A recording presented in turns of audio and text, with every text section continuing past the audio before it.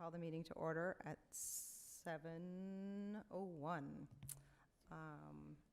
And there's things I'm supposed to say. I'd like to say we are called to order on Wednesday, June 16th at 7:01, and that this meeting is being recorded and live streamed by HW Camp. And the first item on the agenda is the Pledge of Allegiance.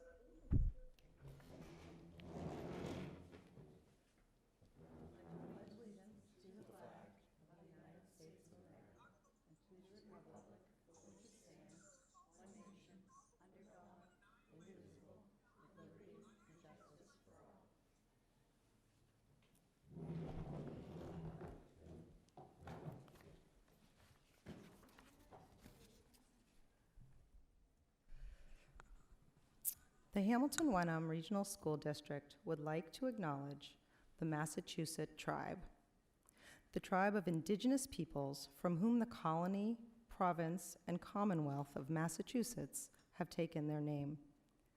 We would like to pay our respect to the ancestral bloodline of the Massachusetts tribe and their descendants who still inhabit historical Massachusetts tribe territories to this day.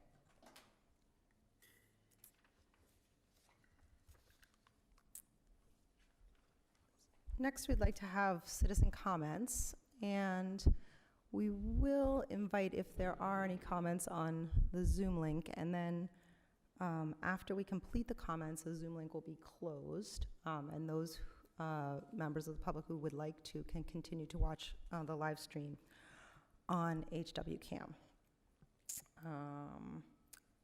If there's anybody that wishes to make a public comment, please raise your hand.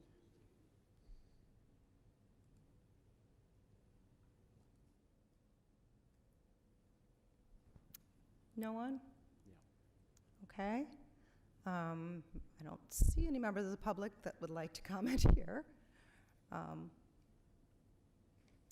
Okay. Everyone. Anna, do you? Tom, does it look like someone's raising their hand or not? No, I'm typing to people that were closing the Zoom and to catch it on HW. Perfect, thank you. Okay. Next on the agenda is the vote on the HWEA contract as presented in the exhibit. Jen, do you have a motion? I move that we accept the memorandum of agreement between the Hamilton-Wenham Regional Education Association and the Hamilton-Wenham School Committee as written on 5/24/21. Do we have a second? Second. Okay. Discussion? Anna? The HWA has already adopted this and voted by its membership, right? That's correct. This has been ratified by the HWEA. I'd just like to thank the negotiations team and Superintendent Banyos for the work that they've done on this, and just thank you. Thank you. Excuse me, I'm sorry, and Joe Demelowitz. I'm sorry, Joe. Okay.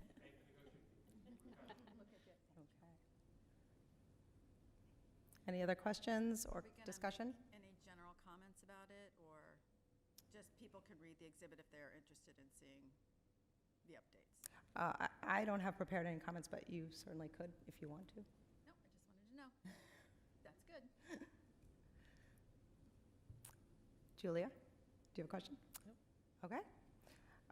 So we have a motion and the second. The motion is to approve the HWEA contract as presented in the exhibit. Michelle? Yeah, is there maybe a letter that we're approving tonight also? For the CBA, for the collective bargaining agreement? Did we approve a sidebar letter at the last meeting?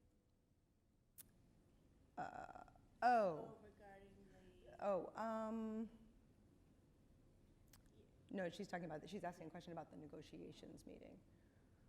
So I know what you're referring to in terms of the payment For next year, yeah. The cyber letter is not in here, but we will That actually does not have to be approved by No. the school committee, but we can, in Our letter, I think, has to be approved by the school committee. the whole school committee or just the chair? Okay, It's, I'll confirm that, but yeah, if that's the case, then we'll get it done prior to the start of the school year. okay. That was it. All right, so we're ready to vote? Okay, all those in favor?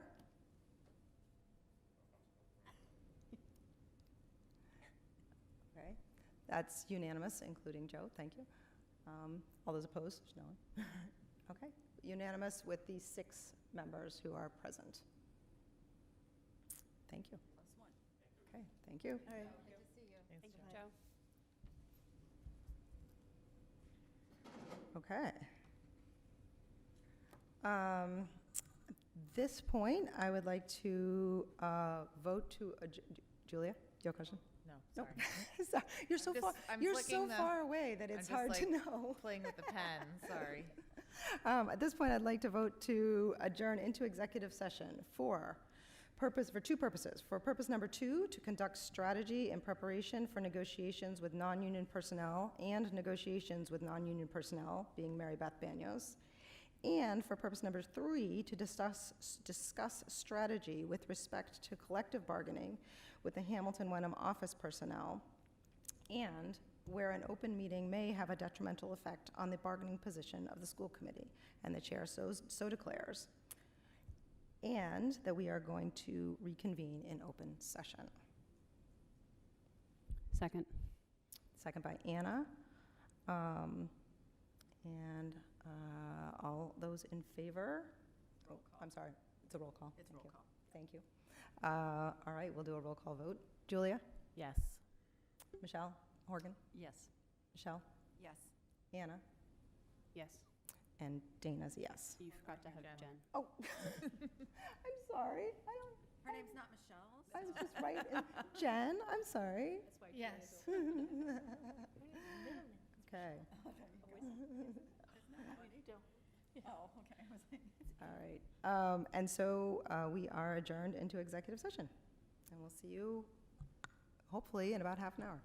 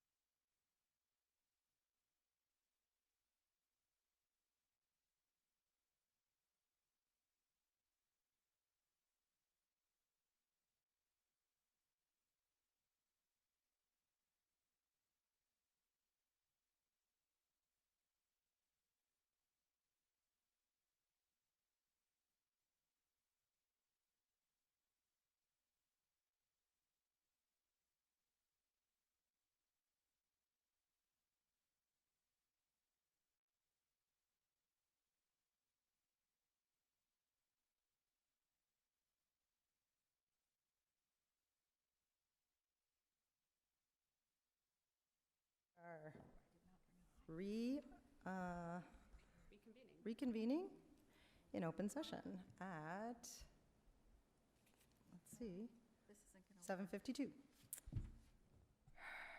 Okay. So next on the agenda is the consent agenda. Jen, do we have a motion? I move that we can. Oh, actually, do I ask for holds first? Yep. I'm sorry. Okay. Sorry to interrupt you. Does anyone want to hold any items on the consent agenda? We'll hold item B. Item B is held, I would like to hold item D. and item D is held. Okay, Jen, can we have a motion? I move that we accept the consent agenda, holding item B and item D, and accepting everything else as written. Do I have a second? Second? Second by Michelle Horgan. And there is no discussion on that. And can I, all those in favor? And the vote is unanimous of all members who are here, which is 6, and the motion passes. Okay.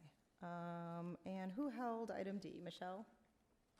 I'm B. She's B. Oh, I'm sorry. I meant B. I'm also involved in D. Yes, I meant B. But I'm also involved in D. Yes, no, Okay. Would like to thank the Hamilton Wenham baseball boosters for a donation. I think this is the one that's for staffing, right?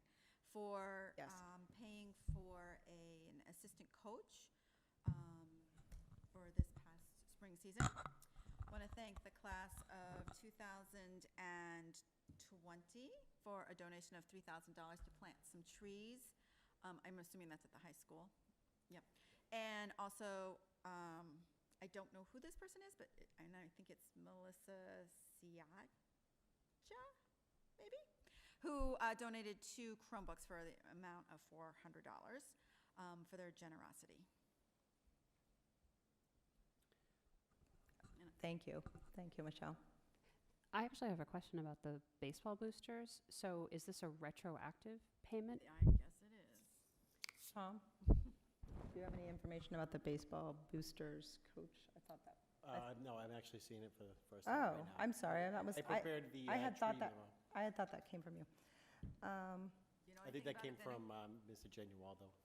Yeah, I don't, yeah. Is it a retro? We would have just paid the coaches out on Friday, so Vinny? This coming Friday or this past this Friday? coming Friday. So they will get their checks this Friday. So Because So- they're stipends. Right, so is this intended to have covered this past season? correct. They're in now, they're still in Yes. it now. Okay, so my question then is how, so first of all, the step 3, is that a separate step schedule for coaches, separate from teachers? Like, what does the step 3 part refer to? If you look at the appendix in the contract, there is Mhm. coaching stipends. Okay. Yeah, So and it's there's 3 yeah. steps. And if we didn't have this donation, would we be able to accommodate that step 3 increase? That's not what this, it's not an increase. This is The the pay, full part-time. salary. And that salary is being paid for by the boosters? Yes, So if the boosters didn't give the money wouldn't exist? they wouldn't have a Correct. coach, yeah. They the wouldn't have coach. a coach. So how does the baseball coaching stipend compare to the softball coaching stipend, coach-wise? Does baseball have more coaches, less coaches? I can answer that if you give me 1 minute. Vinny, I couldn't hear you. I was just gonna look it up. Yeah, I'm gonna look Oh, it I up just to didn't see hear how what you many they have. Yep.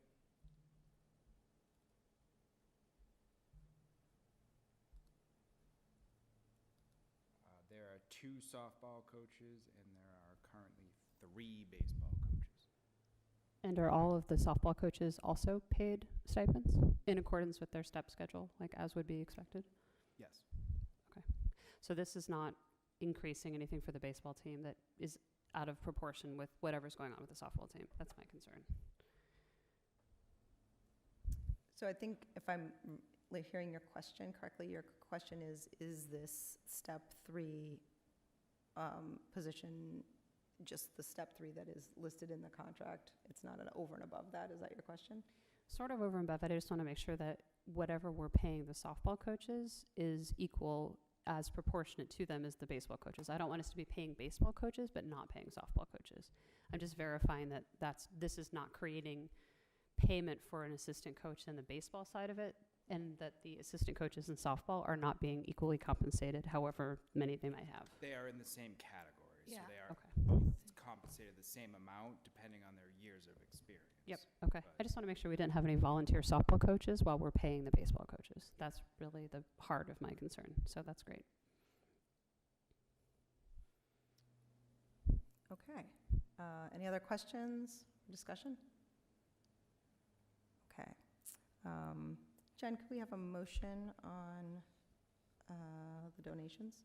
I move that we approve donations from the Hamilton Wenham Baseball Boosters, the Hamilton Wenham Class of 2020, and Melissa Siatsa, as written on the agenda. Second? Seconded by Michelle Bailey. Okay, all those in favor? And none opposed, that's unanimous with the 6 members who are present, and the motion passes. Okay, and I believe you held Part D, Anna? I was just curious what part of it we're approving or not approving, or is it just a reminder that it I can exists? speak to it if you want. If I can, Yep. there is a memo that should be there that is not, so we will add that exhibit afterwards. So this is actually Michelle Bailey's son, who is working for, as a custodian over the summer. And I have a memo from Tom indicating that he has been hired for that purpose. Right, so as, following our code of ethics, it's important that if a family member of the school committee is going to be employed by the district, that it get publicly announced. There's no appearance of conflict of interest. Does anyone have further questions or discussion? Okay, so the motion has been moved and seconded, and all those in favor? I don't think we've No, moved we and haven't. Oh, I'm seconded, Dave. sorry. No, this is just a notification is required. Oh, So, well then, okay, then then I'm glad I actually, if you hadn't held it, I would have, because that was initially my question. Yeah, so, okay. All right, and, okay. All right, so moving on to new business. First new business is the vote on the office personnel contract. Could we have a motion to start that? I move that we accept the office personnel contract as written in the exhibit. second? Second by Michelle Bailey. Okay, are there questions? Any discussion? Okay, we look like we're ready to vote. Okay, all those in favor? Okay, and none opposed. That office personnel contract is approved with a 6-0 vote of the members present, and it passes. Next on the new business is the restoration of 6th grade world language. Mary Beth, do you want to have the motion Yeah, first, or do you want to speak to that? Sure, let me speak to this. I'm hopeful that this feels like good news for the committee and the community. There have been a series of events that have happened that have allowed us to rethink how we might be able to provide world language in 6th grade for next year. No, I don't think that there is anybody that felt that this wasn't an important part of our curriculum, but due to financial challenges, we were not able to originally include it in the budget. So basically what is occurring here is that we had had an unexpected resignation in the math department, and there was some work done to rethink how we provide some of the intervention services to students.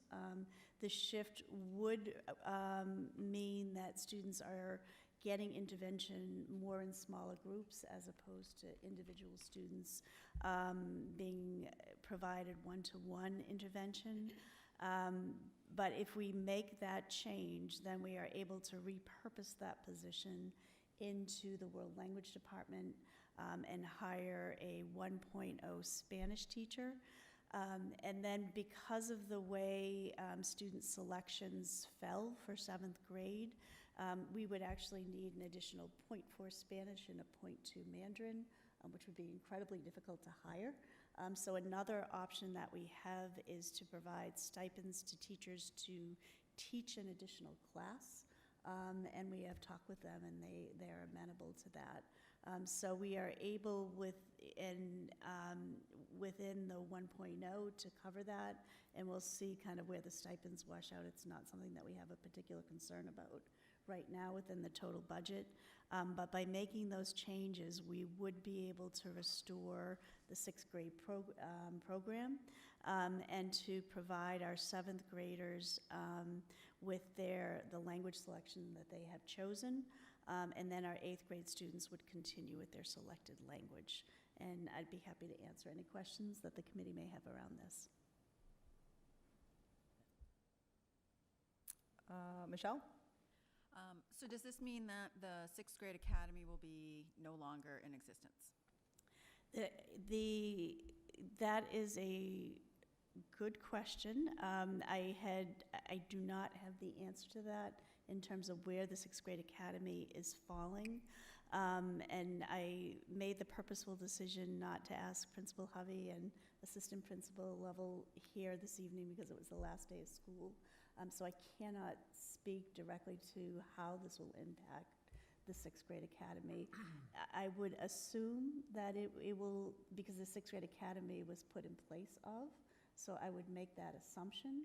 But to get a real detailed answer, I would need to go back and just check with them, but that would be my assumption. Jen? How many students are being affected by the shift from individual work in math to small groups approximately? Again, that is a level of detail that I don't have. What I can tell you that this year, if the committee remembers, you voted in an additional math position at the start of the school year to help address some of the needs that were out there, and particularly related to the remote positions. So the one-to-one programming has been unique to this year. And so in past years, it has been more small group. So that shift is not something radically different that the school doesn't know how to do. But I do want to let the committee know that there is a change and a cost to this in terms of the type of intervention that will occur.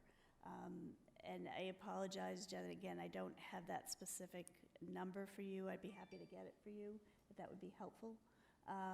But that this model, that it would be more returning to a model as opposed to something that has never been tried before. Anna? A couple questions. So what is the intervention and enrichment block?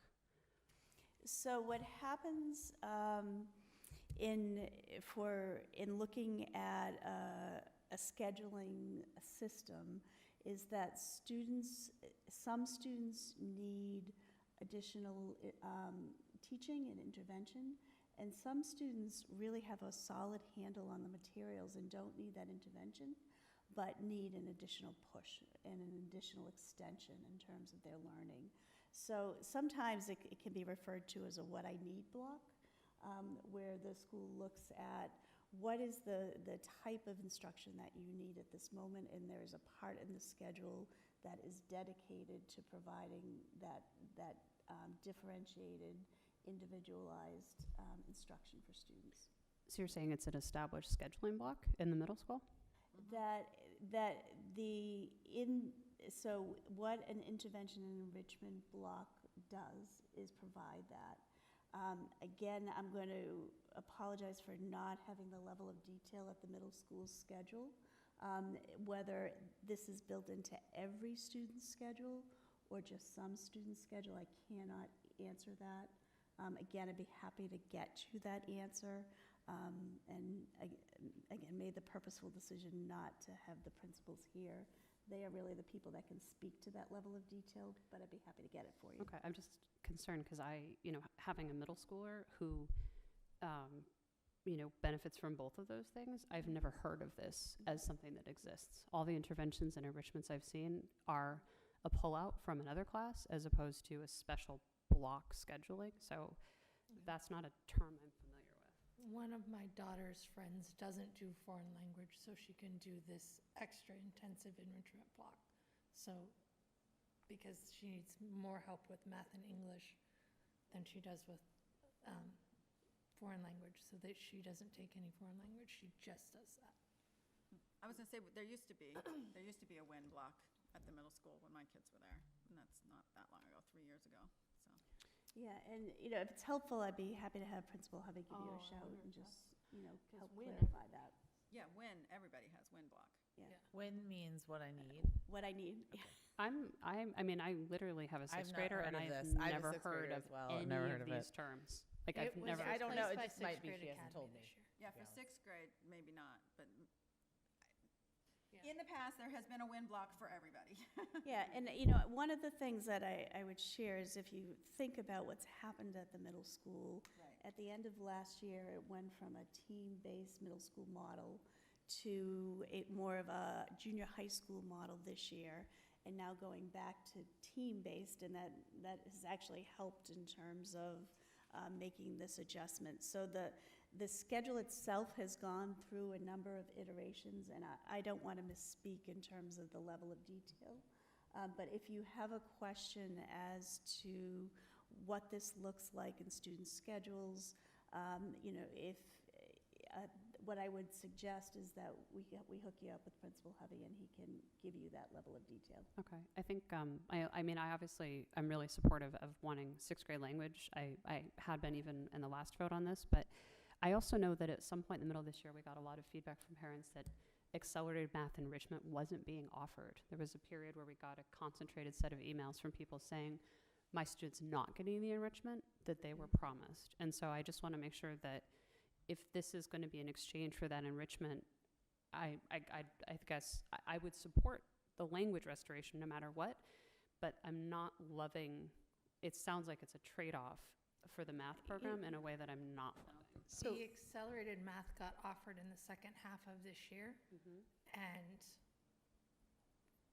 my daughter at least missed band once a week to do that. okay, so I'm going to just interrupt 1 second. So just for clarity, I'm hearing people, Mary Beth,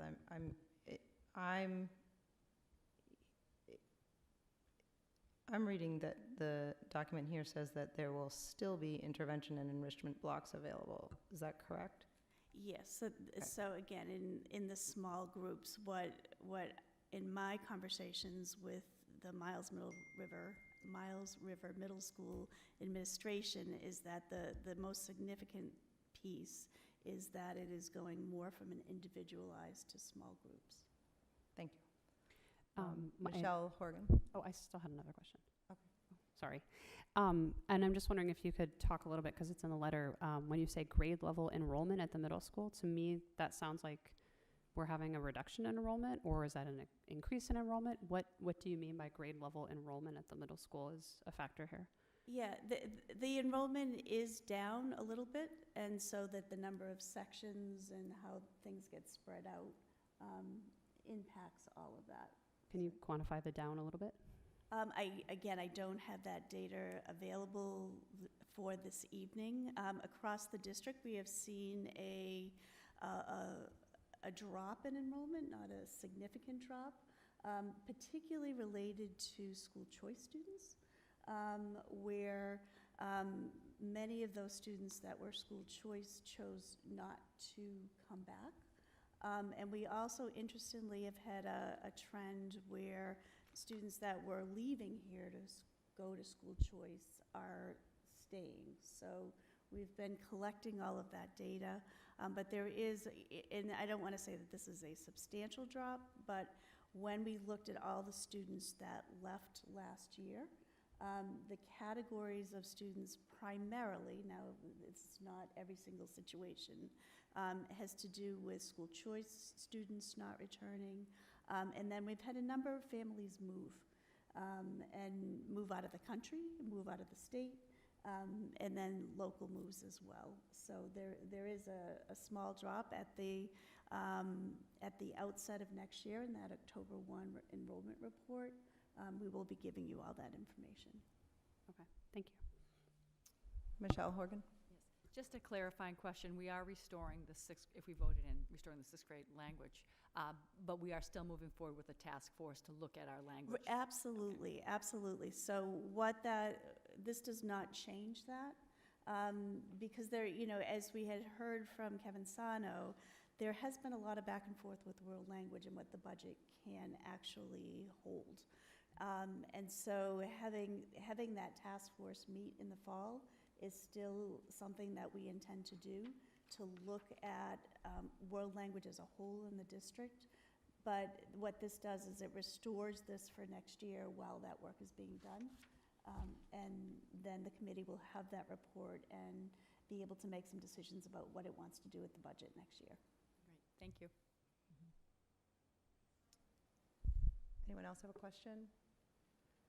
So I have a question. Are we, are you looking for a vote this evening? And So it does not actually require a vote because we are not adding positions, right? If we had to put in the .6, we would have had to ask you to do that, but we are doing this with all existing positions that are in the budget. So it's a reorganization. Yeah, we're taking, so if you took the list of positions in the Miles River Middle School, there was one position in the math department. It's moving where it is to the world language department. And then we will be adding the stipends, depending on how things wash out. We may need to come to you with a small increase later in the summer or fall around that, but in terms of this, what we're doing right now, there are no new positions added, so I do not believe that we need to do a vote on this.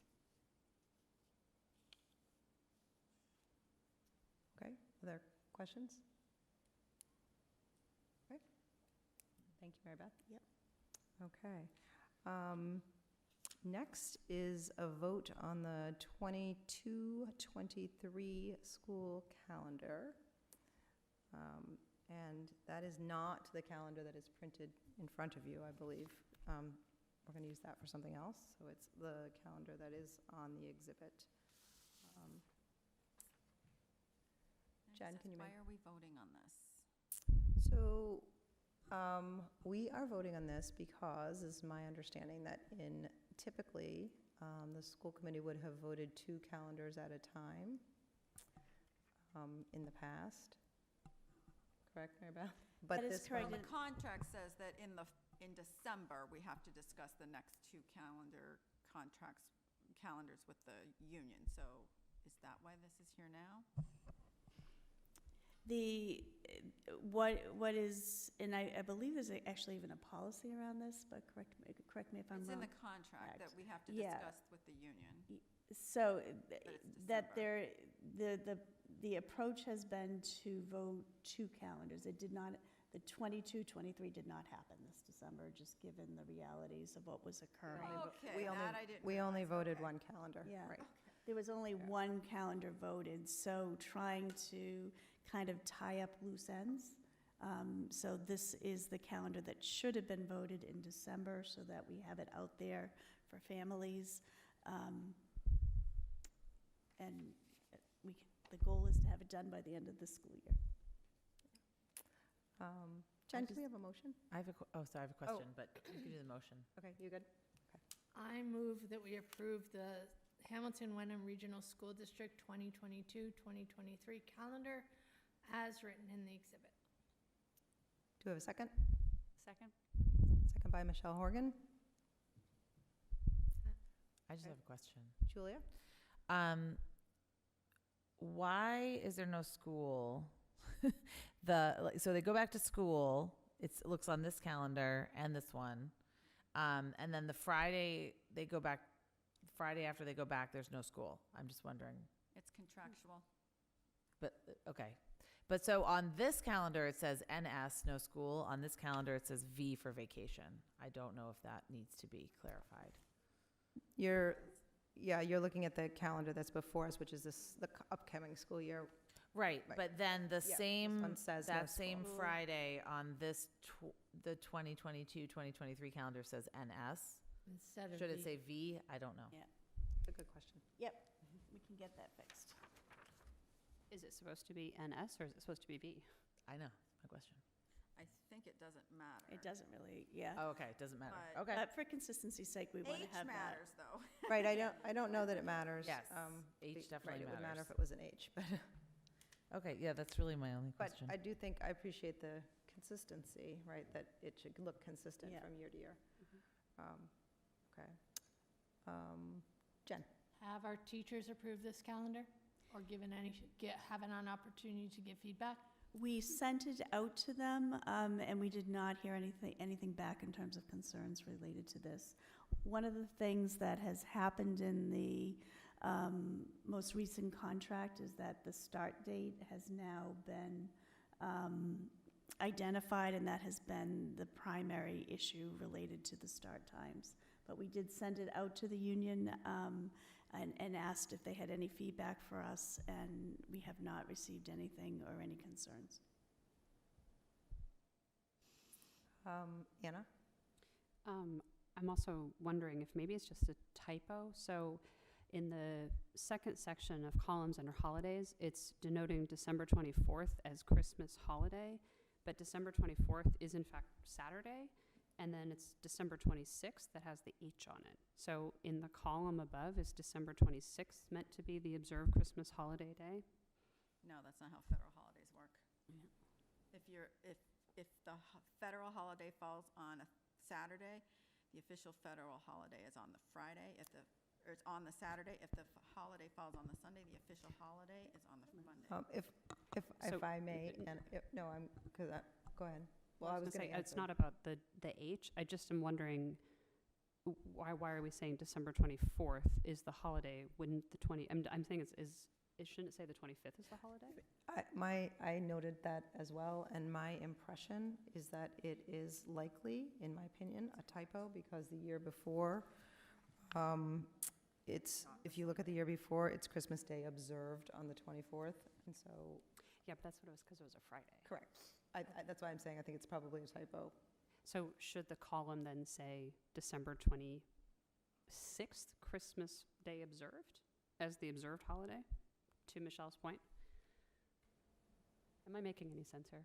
Yep, I understand your Yeah. question. Okay. I don't know the answer to your question, but I understand your question. The answer is yes. It's right here. Yeah, so this is wrong, but the calendar's Right, right, but the that- written Correct. portion's Exactly wrong. like the. So it should say December 26th, Christmas Day observed. Yes, Even though it's during vacation anyway. right. And but then that we way- would say that the 27th through the remainder of the week would be the Correct, the holiday. next line should say it, exactly. So I think the H's and the V's and the little calendar chart are correct. It's just the column of narration In the that's middle. off in the middle. Michelle? So, I'm not sure why the teacher workday is on the 20th of November, unless you've booked somebody already for that day. But generally, that teacher I do believe the contract says it has to be in October, and generally that is the Friday before the Columbus Day weekend. So you're talking about Michelle. The 18th of November says teacher workday. That is usually on the Friday of Columbus Day weekend. So that should be. Or, for a few years, we also put it next to Veterans Day and made a 4-day weekend. It doesn't matter to me which way it is, but it should not be the Swiss cheese that it's being made here, in my opinion. To have no full week at the elementary school in the month of November is crazy. So you're looking at the teacher workshop to I would say typically so like the Tuesday afterwards, October 11th. no. Or the Friday before. The that, Friday you're saying. before that. so Friday the the- 7th. Friday, you're So saying, there's a fair that happens here that people generally like to go to Okay, when it isn't crowded on that Friday.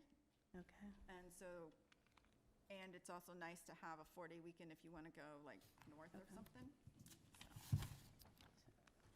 Or the alternate, some years we did do it on Veterans Day weekend where it would have been the 10th, 11th, 12th, 13th. Michelle, I will also just call your attention to the upcoming year calendar. It is not that way.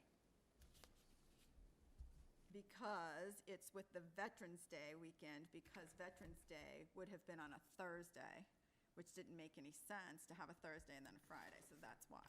Sometimes it has been with Veterans Day, but it's usually with Columbus Day. So that's actually helpful historical perspective, that when you all created this calendar, that was done purposefully. Yes.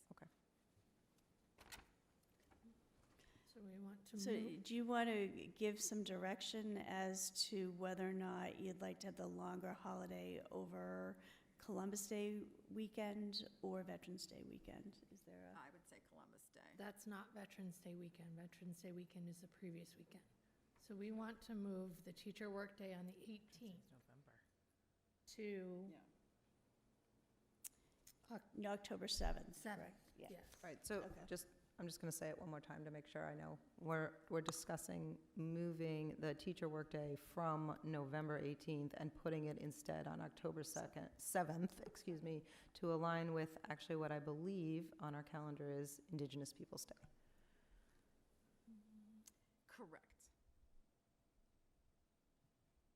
Okay. Can make that change.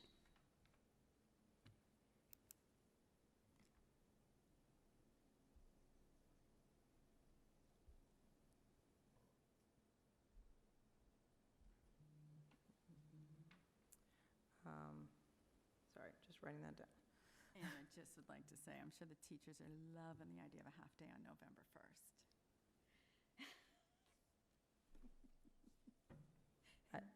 I'm sorry, what? I don't know, Because I of don't, parent-teacher I don't know. It's always a good day if it's a half-day on the day after Halloween.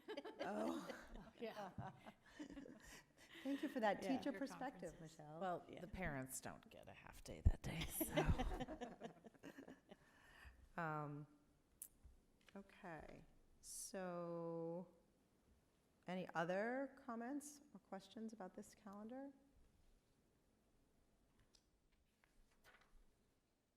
Okay. So I'd look like guidance from the group. Do we want to make a motion with these amendments? Is that what we want to do? I think since we are making several changes, we should send it to the union before we approve it, just to be polite. We could certainly do that. We can bring it back in the fall or on the 18th of. When do we need August. to vote on this by? Approve it?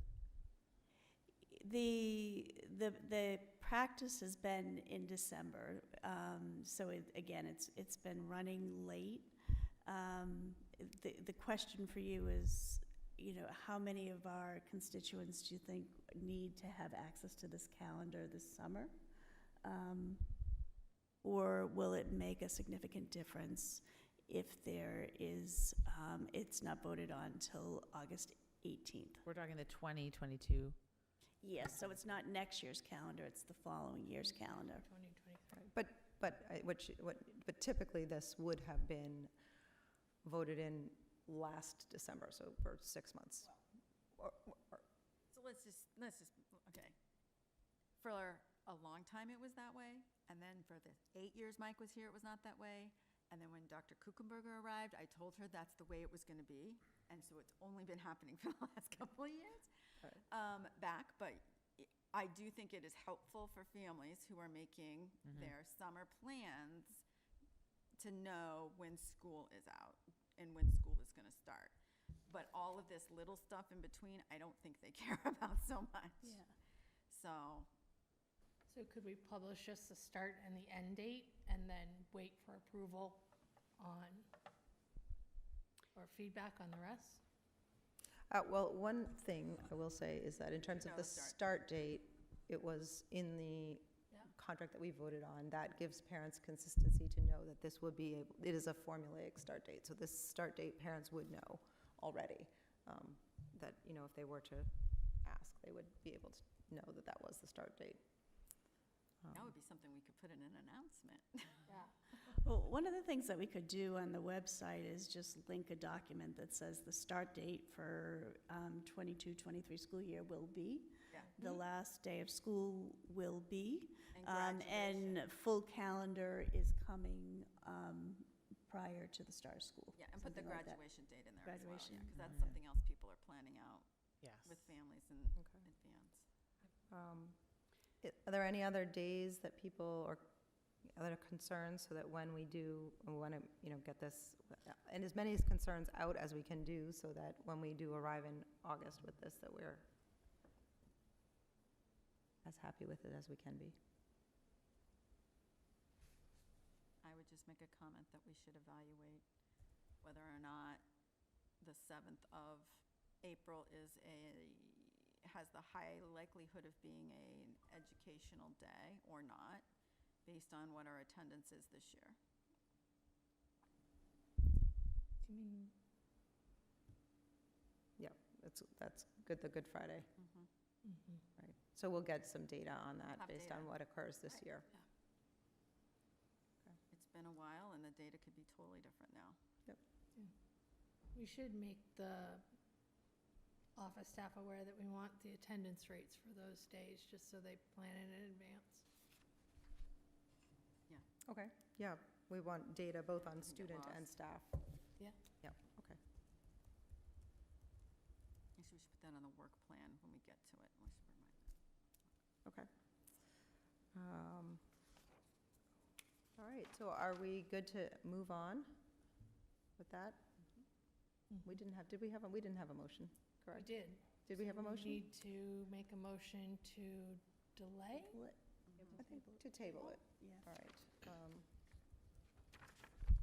So, yeah, so we do need a motion to table. So I move that we table the vote on the 2022-2023 calendar until changes are made and we receive feedback from the union. Do I have a second? Second. Hmm? Table doesn't need a second, does it? I don't know. I can second it. I don't think you need it, but it's okay. I'll second it, whatever. All right, I heard Julia and Michelle second it, so whether we need it or not, we had one. All right, and all those in favor of tabling? All right, and the motion is tabled, 6-0, all members in support who are in attendance. It does need a second, it doesn't have discussion. Okay. Yeah. Excellent. Oh, we got the second, thank you. Thank you, perfect. Okay. Jen, could I have a motion on the vote to appoint the interim treasurer? Yes. I move that the Hamilton Wenham Regional District School Committee appoint Kevin Mahoney as interim district treasurer. Do I have a second? Second. Second by Michelle Bailey. Anyone have questions or discussion? Okay, so we have a motion and a second to appoint Kevin Mahoney as interim treasurer. All those in favor? And the motion passes 6-0, with all members present voting yes. Okay.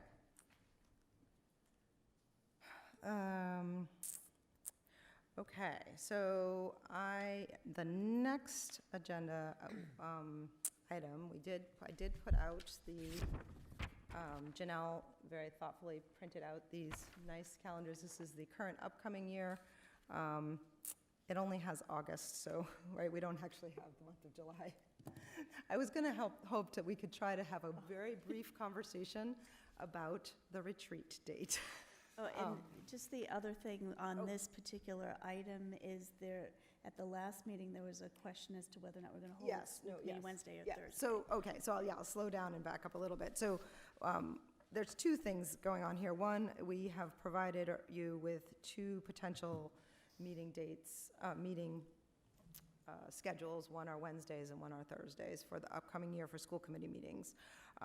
And at the top of the at the top there is a still to be determined retreat date, which I have been very appreciative. We have come so close, but we still do not have an agreed upon date. I had come close with that August 17th, 18th, 19th. We had 6 people who would come on the 17th and 6 people who would come on the 19th. So that was close. So I had hoped that we would be able to just take out our calendars and maybe just spend, if you guys would bear with me, just spend a couple of minutes seeing if we can throw out some dates to find a day-long retreat date that works. If people are willing to pull out your calendars and do that. Wait, I can come on the 17th or the 19th. Yeah, I think you're not it. Okay, I'm not. Yep, you're correct. There were more than one person who couldn't come on the 18th. Okay. So, and you were one of them. Yes. So yeah, it was a tie between the 17th and the 19th, but neither one of them quite met the. I had a couple of people say that they might be interested in July, but I don't know whether that's something we're willing to discuss. I see some people shaking their heads. A lot's going to depend on the date. My July is booked. Okay, that's, yep.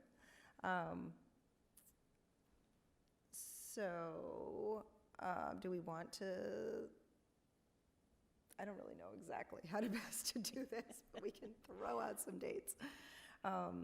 So Jen, would you be willing to, since you just said your July is booked, are there any dates in July that you would want to throw out? Or are you saying you'd rather just not do July and move to August? We're looking at like 8 a.m. to 3 p.m. Like we're looking at a full day? Yeah, we're looking at a full day, but we would be flexible. We could work on some hours. But first we got to find a date. But I heard you. Well, but I know, mean, I think that might make a difference. I mean, if we're deciding if we're I going to think we had originally suggested 9 to 3, and I think, we could do a little bit shorter than that, if that's, So in July, prior to the 23rd, I could do Mondays, Wednesdays. okay, that's a start, all right? How does anyone feel about, I don't know, Mary Beth, how does July look for you? I have availability starting on the 19th, but my early July is Okay. booked. All right, I'm just going to try a couple things. We're going to throw a couple dates out. We're not going to spend forever on this. If we can't do it tonight, we're going to get back to it on the email. But how about July 21st? It's a Wednesday. I cannot. Okay. Are you going to be available at all in July? I'm sort of like Jen. I've hit and miss. I have 4 different day trips, 2 day trips Fair. to New York City. Fair. for And work, I would so. say no one needs to, doesn't matter what you have scheduled. It's all legitimate. Totally fine. I mean, I personally would prefer August, Okay. just to give everyone a mental break, but that's, I don't know. I was really looking forward to not having school committee for the month of July, but The issue is that I good point. have 1 week availability in August, and that's it, so. Right. Okay, so we had tried the 17th, 18th, 19th, and like I said, that was close, but not quite. I don't know how anyone feels, I don't know, Mary Beth, how you feel about the 20th of August. I can make that work. Anna? Oh, you know what? I apologize. No. I will not be able Okay, to make that work. that's fine. I have Again, a wedding that weekend. No, nobody needs to, it doesn't, it's just a yes or no, no judgments. I actually could do, no, I could do it in the morning. I just have to travel for this wedding in the Yeah. evening. I cannot do Okay. 20th of August. All right, Anna, I'm going to toss to you any dates you want to throw out there, and then we're only going to spend another couple minutes. In August or July, or both? You name it. What about something like July, what about July 19 or 20? I can do the 19th. I see people nodding. Michelle Horgan, 19th? July 19? I can do 19. 19th? Yeah. All right, we don't have David here. All right, but I'm going to try July 19th. I think we need to leave it as to be determined on our schedule because we need to speak with David. But we're going to try July 19th. I feel gratified. That was my first offer. That was good. I wish my first few offers had been. I agree, though. I Um, was hoping for July off, but it's okay. It's fine. Okay, thank you. Okay, so moving forward, could we have a motion? And what I would, Jen, what I would say is, we have 2 calendars presented, so I would move one forward and we can vote.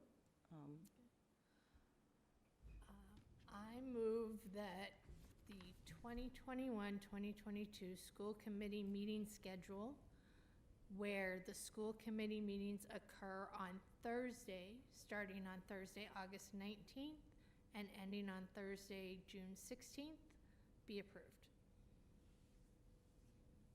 Do we have a second? Second. Second by Michelle Bailey. I want to commend you on a lovely motion, Jen. That was clear and helpful. Is there a discussion? I'd like to thank Jen for making the huge effort to make the change so that this is possible. Agreed. Thank you, Jen. And it really works for you? Yeah, Harvard was really nice about the fact that I was running for office and got voted in, so they were much nicer than they've been in the past. Excellent. Thank you.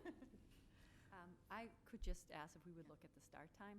I know we have 7 o'clock, and I know can be difficult to get here for 6:30, but I think we need to look at our administrators and our teachers and building leaders that come. I think it's better for us to start earlier and for us to be inconvenienced than to have our leadership team be here later and then having to go into buildings the next morning and be tired when we're here to serve and to serve them. So I would prefer that we start at 6:30. Okay. Is there further discussion about that? Well, I think I disagree. I don't disagree with what Michelle said. It's important to serve the broader school community. I just know as a practical matter that half an hour for me, at least for me personally, is a huge one. And I think for a lot of parents who are interested in tuning in or attending during the school year, that's huge. So I agree that we want to try to serve the administrators as one part of it, but I also think we have a public that we're trying to serve as well. And the difference for me between 6:30 and 7 is huge in terms of other commitments. So I can reasonably commit to 7. Committing to 6:30 for me would be harder. So I like the 7, but that's just my opinion.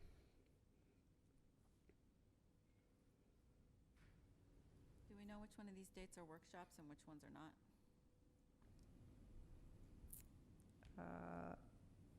Do not think that we have selected workshops on here. I think these are just the regular dates. Okay. I was just, because it says workshops will be held at 6 PM, so I just wanted to be sure I knew which ones were at what times. Is that correct, Mary Beth? We didn't actually. You're right. I would select. Yep. anticipate that scheduling of workshops would actually happen in the summer retreat, and then we could add those in. Is there a reason why the workshops are starting at 6? Because those are the ones that actually don't involve the administrators at all, typically, right? Depends on what they're about, but we have had them 2 years ago. They involved big administrative teams. I don't know, I just think consistency is good, and the only other reason I prefer a later start time is that a lot of the other boards in town meet a little bit earlier, so in some cases there's, a small committee or something else that meets ahead of time, that if people want to attend, it's possible to do that. If a board is meeting at 5 or 5:30, you could actually attend a 5:30 meeting and then come to a 7 if someone else is interested, so. Michelle, historically, how many years has the school committee meetings been meeting at 6:30? You know? Yeah, I think it's been 7 forever. It has? Okay. Yeah. So it was 6:30 before COVID. 17, 18, it was 6:30. I think it was in 17, 18. But then we had the year that we we had a member who couldn't get here till 7:15, so then it started at 7:15. Okay. But yeah, so, I mean, I like it when it starts earlier, but I, 7 also might mean I have to clean the kitchen or cook the dinner. Okay. So the motion is on the table is as presented. I haven't heard any motions to amend at this point. Correct? I'm going to I'll make a motion to amend the meeting schedule to reflect a 6:30 starting time. Do we have a second? I'll second. I'm sorry, who seconded? I'll second it. Okay, second by Michelle Bailey. Is there any further discussion about the amendment? Okay, so I think the amendment on the table is to change the motion to state that meetings on the first and third Thursday of each month would begin at 6:30 p.m. unless otherwise noted. Does that sound accurate? Yes, thank you. Okay.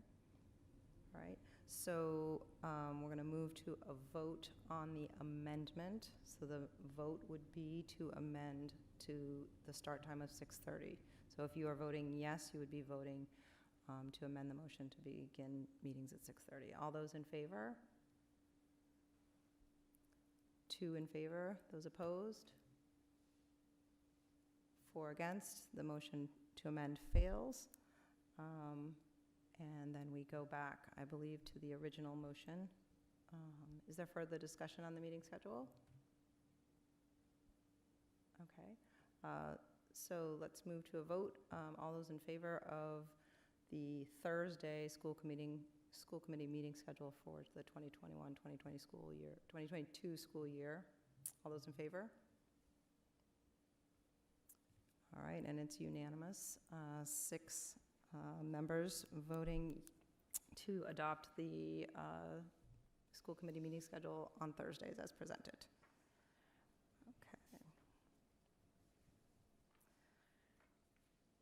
Okay, Mary Beth, or I guess is it Mary Beth or Vinnie? Oh, actually, Both of us, I yeah. can start it. Want if to you start it want. out? Yep. So what you guys have in front of you, should I project it on there, or do you have it in front of you? Okay, either way.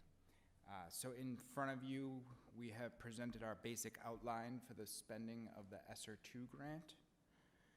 Now, I would like to stress that this is just our current plan, and we should definitely anticipate changes to this plan. Even this morning, we received information around pool testing and PPE for next year that we believe will change this number in the future, but this was our plan as of last Friday when we posted it, and it will be what we submit to the state. So right now, the grant is due in the middle of July, and the total award is $300,065.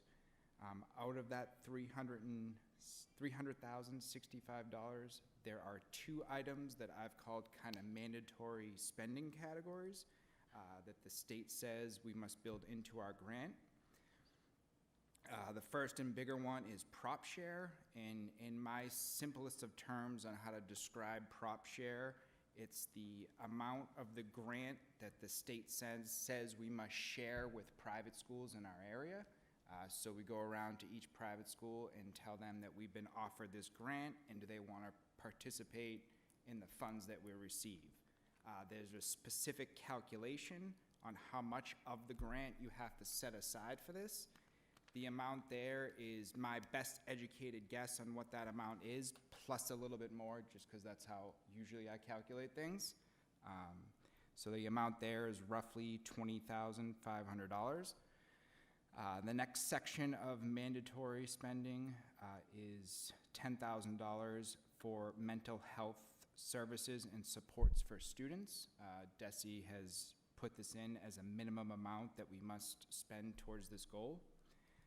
So that leaves roughly $270,000. You can see here it's made up of, I believe, about 6 different items. I'm just going to kind of briefly touch upon them all. PPE, as most of you know, for our FY '22 budget, we did not build in any expenditures related to PPE, so we planned on using some of this funding towards that. The second item is the Community Family Liaison. During our FY '22 budget cycle, we repurposed one of the administrative positions in central office. The salary for the Community Family Liaison came in a little bit over that, so the additional funds we plan on providing through the ESSER 2 grant. We've heard about an additional need for a 1.0 elementary special ed teacher to help with student supports after obviously coming back from the pandemic. Mary Beth, Yeah, can you and if I talk can about- just speak a little bit more to that, this is a position that we anticipate we will only need for 1 year to catch up on some of the evaluations that we are seeing, and being able to give support for this 1 year as students return. Also in being prepared to respond if we have an uptick in terms of requests for assessments, which we anticipate can happen. So looking at the ESSER funds, this position is a 1-year position to help address some of the impacts of COVID on our special education department. We would not envision bringing that position forward in the operational budget the next year. So the next one would be pool testing. Again, that's a big question mark. The state came out with some guidance today around next year. What we have here is kind of just a placeholder to get us through the first 2 months of school, September and October. If we're going to continue it after that, I think we're going to have to come up with a long-term plan on how we're funding it if the state doesn't continue to pick it up next year. The next item is the summer camp at the YMCA. Now, the reason for this number is there's a little bit of a timing issue. This grant isn't due till the middle of July. There's always a question mark on when the state ultimately approves the grant and when the start date of the grant kicks in. So we planned on, at least for planning purposes, covering the first few weeks of the YMCA camp with general fund dollars and covering the last with the ESSER 2 grant. The next item is again around pool testing. With the pool testing going around at all the schools, we've seen an increased need for nurses to help implement pool testing, so additional salaries come along with that. And then lastly is the cafeteria salaries. As most of you know, this year the cafeteria is ultimately ending in a large deficit, and part of that is the additional salaries that were needed for cafeteria workers to run the lunches around the building, because we weren't holding it in the cafeteria the whole time. And the plan next year is still kind of in question right now. It's DESE has declared that the meals are still free for next year, so we anticipate that again next year our cafeteria might end in a deficit, so this is a way to kind of help mitigate that. So that is right now the current plan. Again, this is definitely going to be subject to change, but this is the general idea. Whatever does change, we'll kind of bring forward to you in the future and present any changes that go forward. Questions? Anna? Thank you, Vinnie and Mary Beth. So I'm, with the sort of ending of what seems like the ending of the mask mandates and whatnot, what do we anticipate spending 50 grand of PPE on? Yeah, so again, this particular budget was put into place prior to some of the real statements around masking in the fall. I was on a call this afternoon with the commissioner, who is now being very, very clear that they are not anticipating having students masked in the fall. And in fact, the other piece of that is that they are encouraging, but that masks in school for students will be optional during summer programs as well. So this was a placeholder that we had in this budget This new information that is coming out and the clarity with which it's coming out will most likely mean that we will make some adjustment to it. This was the plan as of last Friday, but things change. One of the things to know about these types of grants is that you can make amendments as things change. You have to put in a spending plan and at the outset, but you can amend it. We have access to this money for several years, so that we put in this initial piece, but I am, almost 100% certain that we will be amending it. One of the questions that we have, again, part of the call this afternoon with the commissioner was that they are looking at changing what they're offering to districts in terms of testing programs. What they are indicating is that they're going to shift to a menu option where there'd be a number of different tests that districts could access. They use the term state-sponsored testing, which makes me think that this money is going to free up. But we don't have any details around that. That was as of this afternoon. So we will probably submit the grant initially with this money in there, but I anticipate that it will free up and we'll be able to spend it in other places. But until we get that clarity, I think it makes sense to have it as a placeholder. And then the other parts of it are, I guess, the community family liaison position. I understand, I think when we approved the line item said salary at the discretion of the superintendent, I think was the language on it. But if that position is going to continue, are we going to anticipate building in this additional $15,000 to the operating budget next year? Well, Or do you anticipate it will it's always not be- so what happened with that position is we had an administrative assistant position that we did not fill, which covered the vast majority of that particular position. But because it was a totally new position, that position came in a little bit higher than the admin assistant position, so this is the differential that ultimately would have to be built into the operational budget next year. Okay, so this allocation is sort of a, I don't know, temporary place to pay for it right now? Correct. And because it does have a communication aspect of it, for example, Jen was, one of the projects she worked on was to start to look at all the people that left the district last year. She's been calling people, emailing, so it fits in appropriately within this grant for the purposes of her work that is related to COVID issues that have come up. Okay. And then the last question about the cafe salaries, which I understand that we need to cover, but it seems sort of odd that the reason we're losing money on the cafe is because of federal grant money providing for free lunch, but then we're losing money, and so now we're using it to offset. I mean, I'm assuming that's allowable under the terms of the grant, but that's sort of bizarre circular logic that federal free lunch is now causing us to operate as a deficit that we need to use then federal grant money to compensate for. Am I understanding that right? That doesn't totally make logical sense to me. We're just Vinny, you want to selling speak to that? Yeah, we're selling a lot less actual lunches, so the count is down drastically.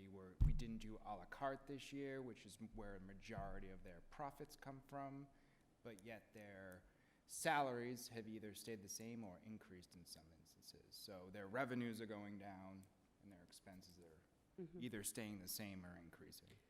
To be So we- clear, I support free lunch for everyone all the time because I think it's a stigmatizing effect, and I think in food scarcity, like, I don't know that it affects our community that much, but I do feel like in general, I think it's good to feed kids at school. So I'm not opposed to it, but I do wonder if long-term, does this mean, again, when this grant runs out, do we need to start building in more money into our operating budget to cover cafe salaries after COVID ends? Do you anticipate that's going to be a problem in the future? I'll speak to it. Not if they end the program. If they end this program, then it is likely that we are going to see the revenues increase again. This is very directed or a result of COVID. And again, as Vinny had mentioned, a lot of the aspects of a cafeteria program that result in a high amount of revenue have not been taking place this year. So that this is not something that is anticipated to continue. But we at this point, it's a little bit like school choice, right? If you're running a program or you're running a classroom, you need a teacher. And whether you have 20 kids in the class or 30 kids in the class, the cost is the same. Whether you have 20 kids buying lunch or 120 kids buying lunch, you need the same kind of staff. So that the problem right now is the sale of lunches. And again, we anticipate, although none of us have a crystal ball, that will improve as this program starts to dissipate. Any other thoughts on that? Thank you. Tom, anything you want to add to that?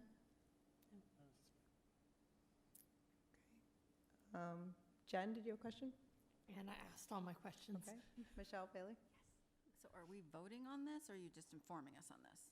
Yeah, we just want to keep you updated as to how we are anticipating writing the grant so that you know what will be in there. And again, this is about a 2-year grant, so there's a lot of opportunity to amend and adjust as new information comes along. But we do need to submit an initial grant, and we wanted to make you aware of how we would be submitting it. So all of these numbers will be split across 2 years? Or are we spending it all in 1 year? So it depends on the issue. So the community, the PPE, and we need to think about that. We will probably put it in like that. It is likely that we're not going to spend it, but it's in there, and we have a 2-year period to spend it down.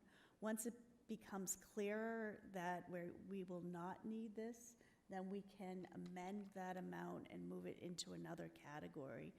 If I'm looking at things here where I think we will free up the money ultimately, I don't anticipate that we will have private schools using all of the 20,000, so that is likely, some of that is likely to come back to us. I think the PPE is probably going to free up. I think the 8 weeks of pool testing it will also free up, and potentially the nurse pool testing.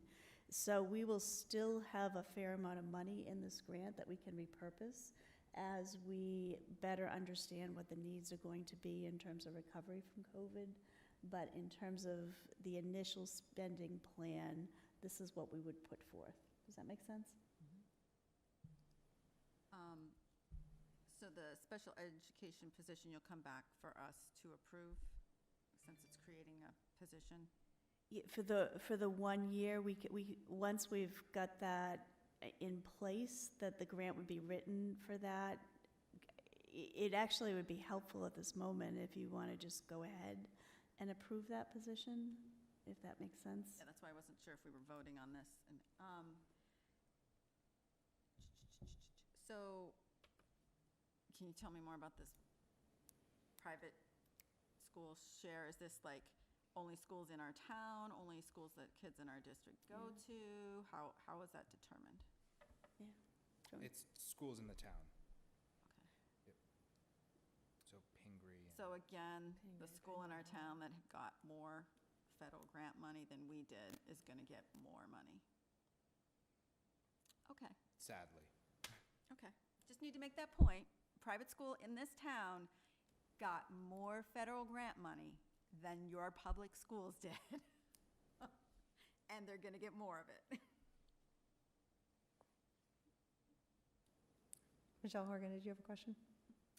No, and you addressed this, Mary Beth, but I'm glad that, that as the needs arise, if these funds aren't used, you will put them towards other student services, which is great.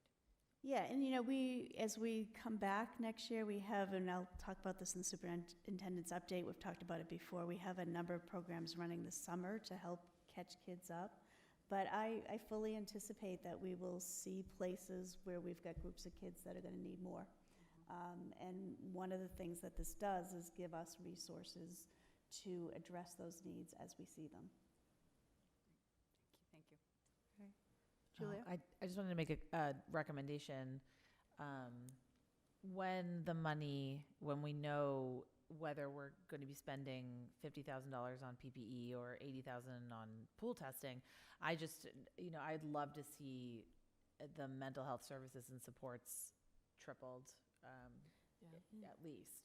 So I think, I'm not sure what $10,000 purchases. I don't, I'm not sure, does it purchase a part-time Yeah, person? right. Is it hourly person?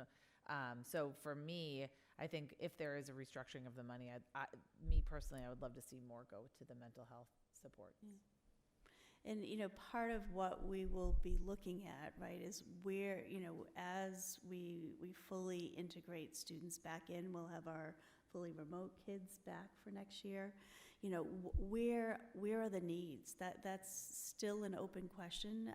Certainly in terms of social emotional health, that's a concern that we have. Is it an academic piece that is needed? And as we gather that information, that's something that we're also going to be taking a look at our retreat, particularly related to social and emotional health. But what is it that we see is needed? And then having some funds to respond to that. So and just trying to be cautious about not saying in advance of actually knowing this is where the money's going to go, but I think you can feel assured that there is a fair amount of money here as we identify whatever the needs are.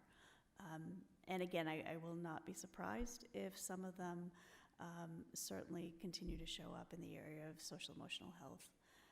And one of the things, just to answer your other question, there are categories that you can spend the money on. So you can spend it on consultants, you could spend it on teachers doing extra work with students in the afternoon, you could spend it on materials. There's a wide range of categories that you could spend it on, and part of what our team is working on right now is to figure out what are the services and how do we best deliver them for kids that are struggling. And we are hopeful to have clarity around that as we move forward.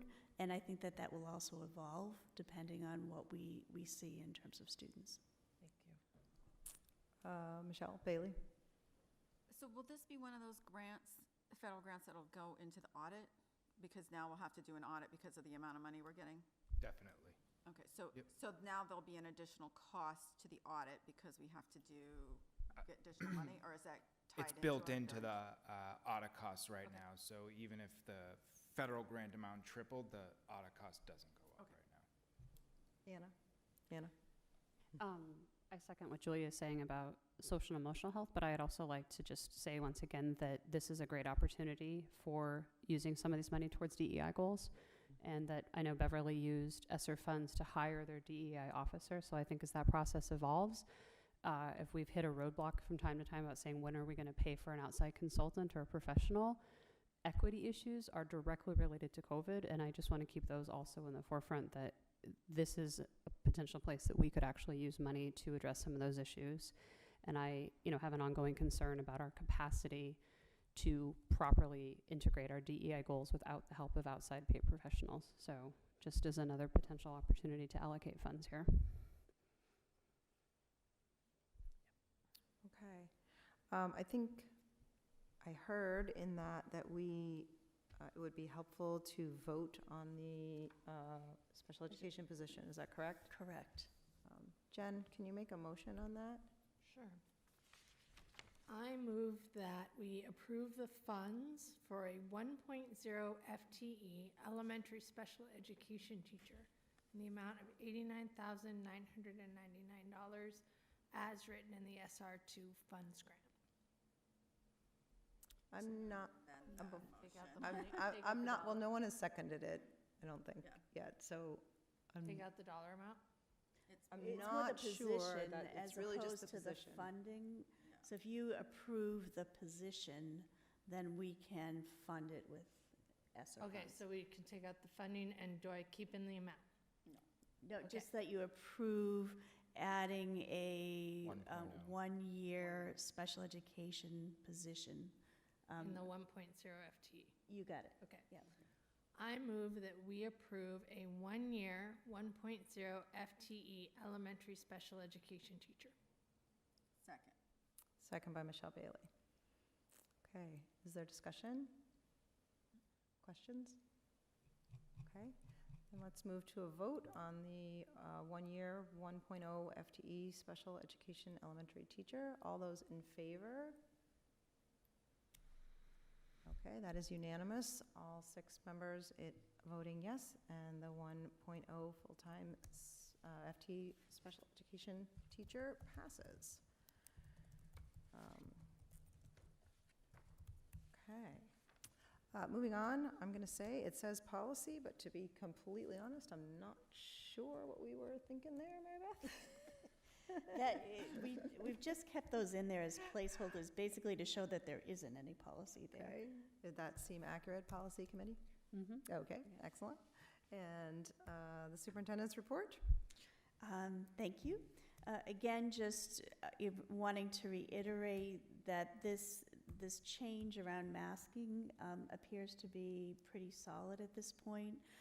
While there was some caveats that things could change, the commissioner was very clear that masks are now optional for summer programming. They are continuing to encourage it, but it is optional, and that he is been very clear that the anticipated masking policy in the fall is that they will not be required at any level.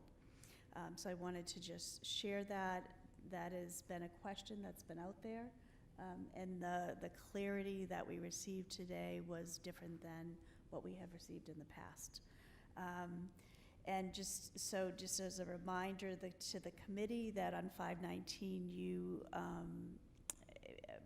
made a motion that we follow the Department of Education is elementary and secondary education and guidance in terms of appropriate mask policies. So we will be following that as we move forward, barring any substantial change to the COVID situation.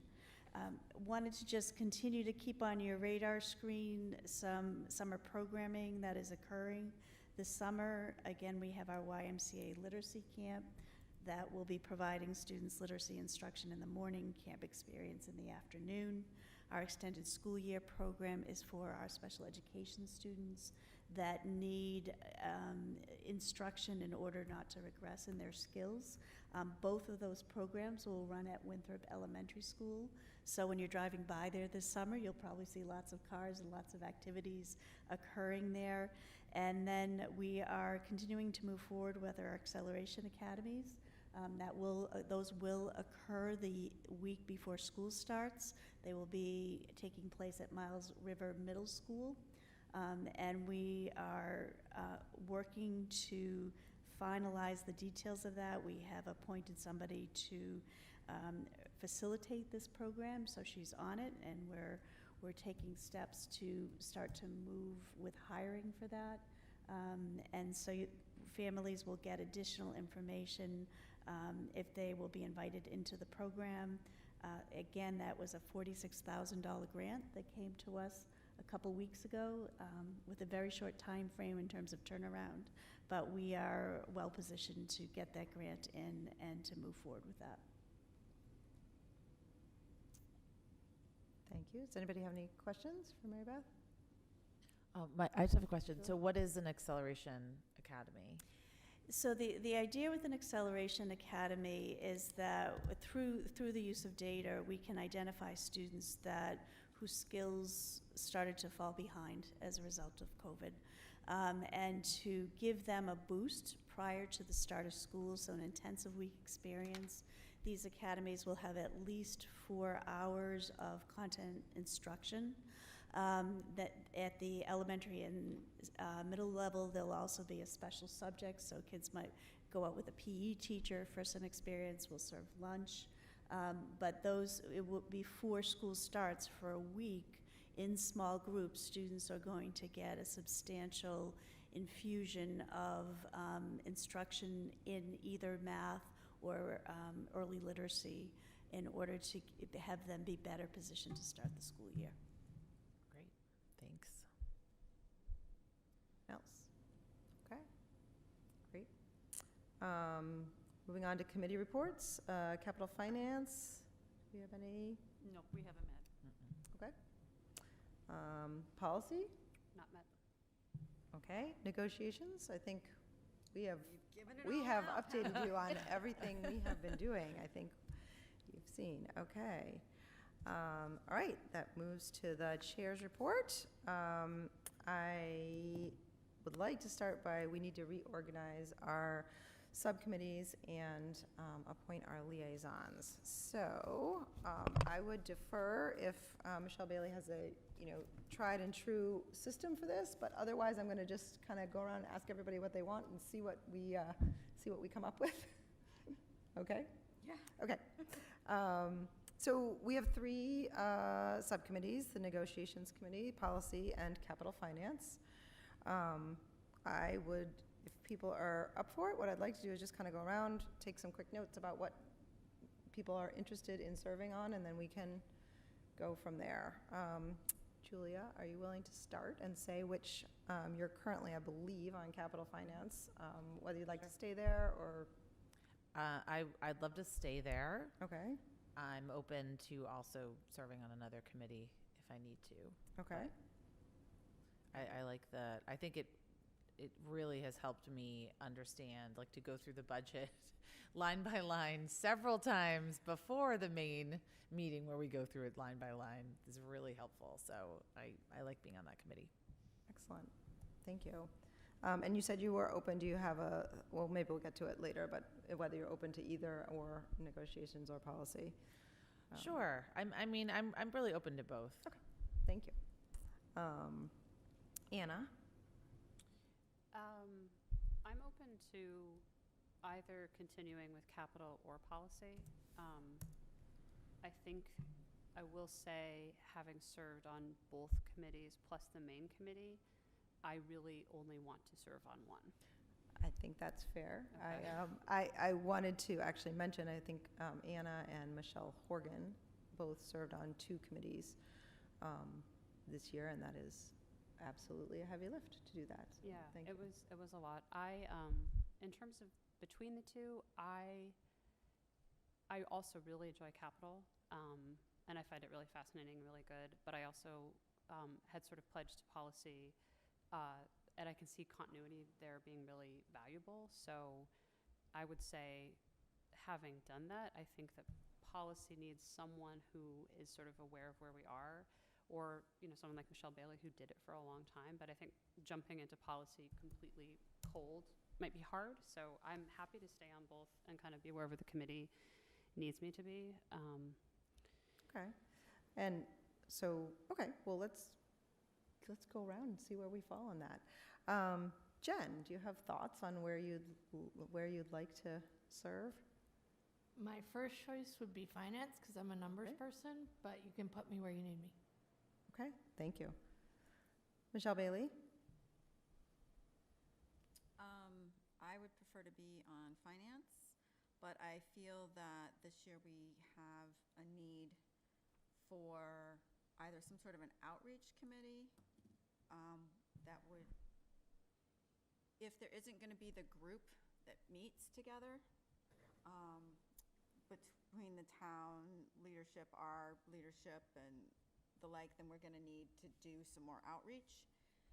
And I also think that, well, I know that we committed to discussing the regional agreement with the towns, and so we either need to get that into one of these subcommittees, or we're going to need a separate subcommittee for that. So to address the second question there, which was the regional agreement, if we, when that was discussed, which was before my time, was the idea that it would be the negotiations? Discussed it this spring.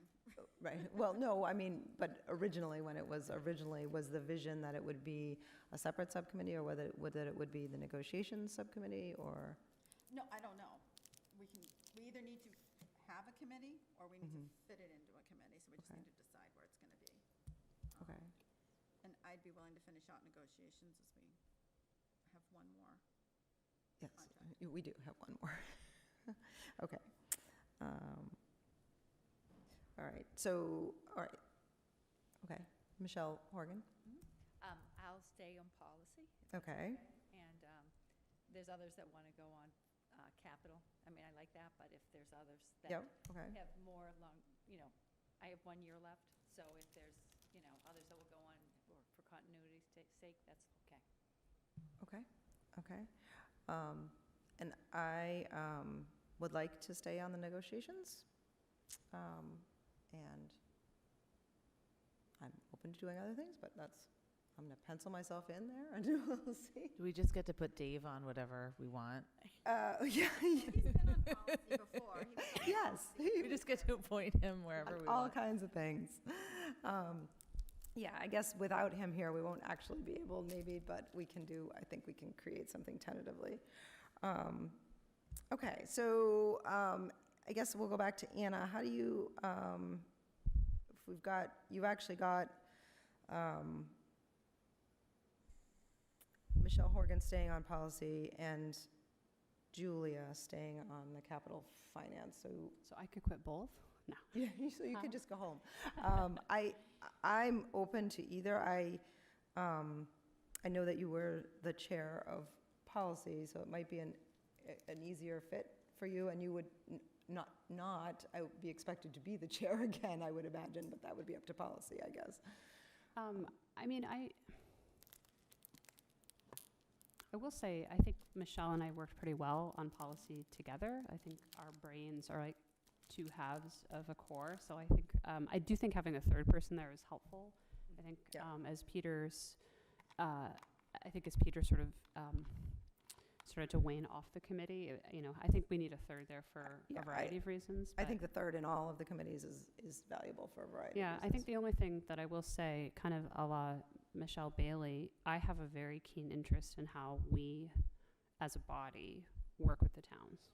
Mhm. So as much as I don't really want to be on two subcommittees, I think if that becomes a separate thing or a spinoff, I don't know. I mean, I feel very passionately that we are the third leg of a triangle that needs to be there, and I'm very interested in that. So I don't know if that, I don't know where that really fits. I'm not sure I'm keen on making a whole new subcommittee just for that purpose, but I'm Okay. open to that. I think,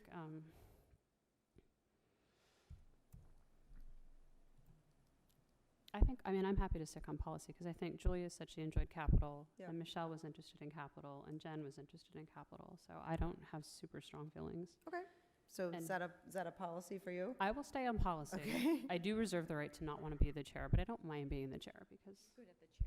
thank you. Okay. Now, did you think we need a third? Because, Oh, yes. No, I I'm would, sure David will do it. He's done it before. okay. I'm sure he will.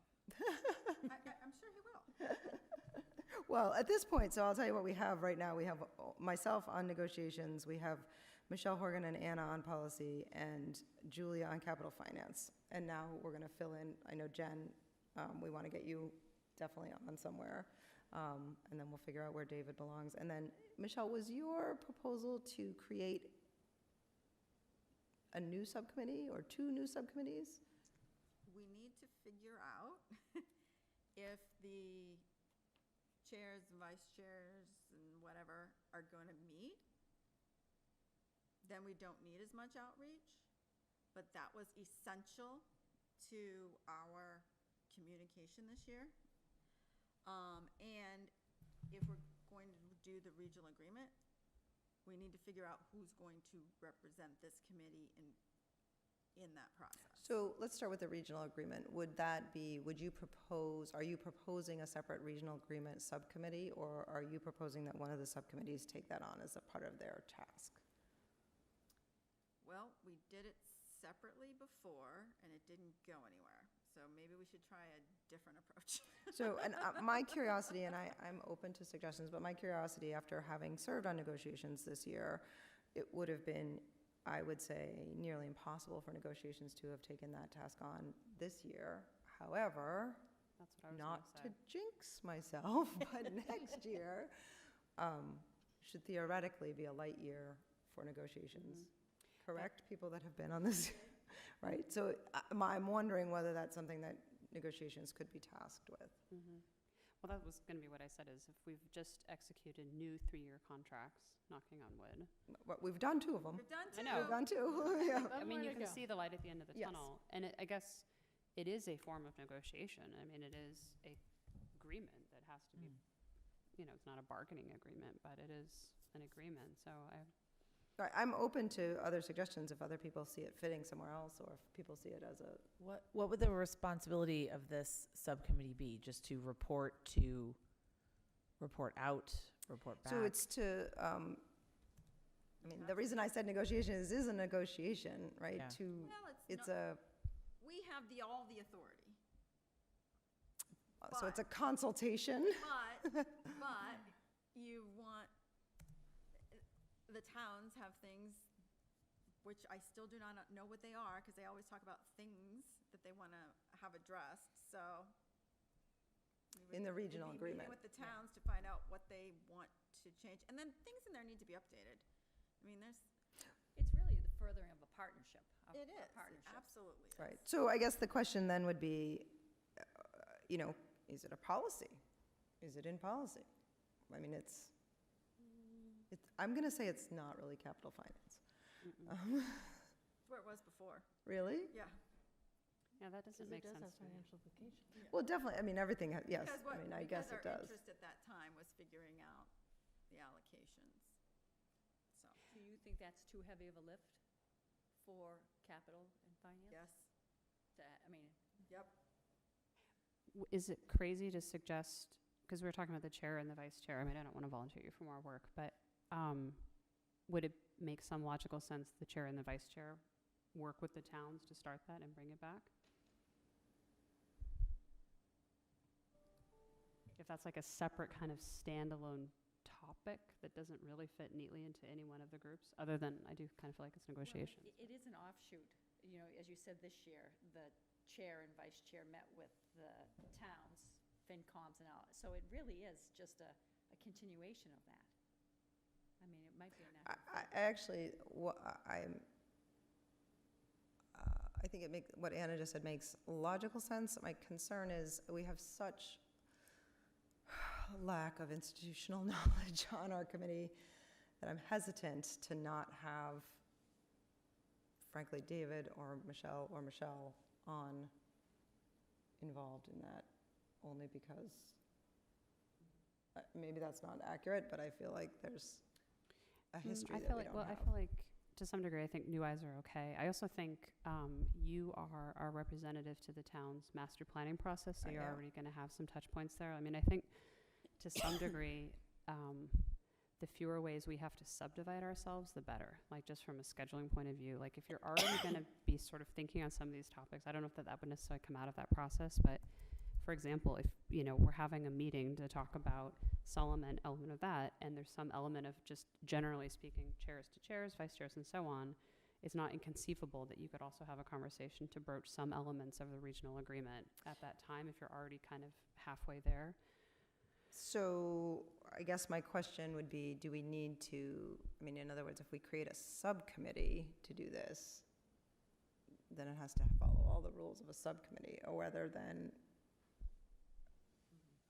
We task the two of you to do it, it's different. it's a subcommittee. Correct. So was that what you and Michelle did with the towns? Michelle? Okay, but was it a subcommittee, or did you just advise the? You did not task us with that. We were invited to talk with them, and we would Okay. go and talk with them. We'd Okay. have a little coffee with them, virtually. Right, but you're really talking about taking a look and going through the regional agreement and Yeah, creating. You're gonna want it to be a subcommittee, because you're gonna wanna have minutes, because when things start going south, you're gonna wanna have minutes to go back to and say, no, this is what we said before.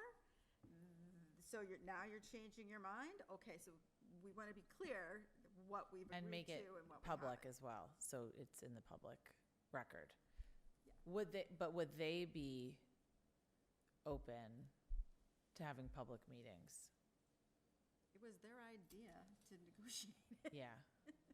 Well, this is, Well, it was one town's idea. You might not get agreement. You might not get agreement with when I'm wanting to do it, Okay.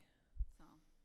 I thought, I might be misremembering, but I thought at one point at a joint BOS meeting that the school committee did not attend, but the two BOSs were together, there was consensus among both of them that they wanted to.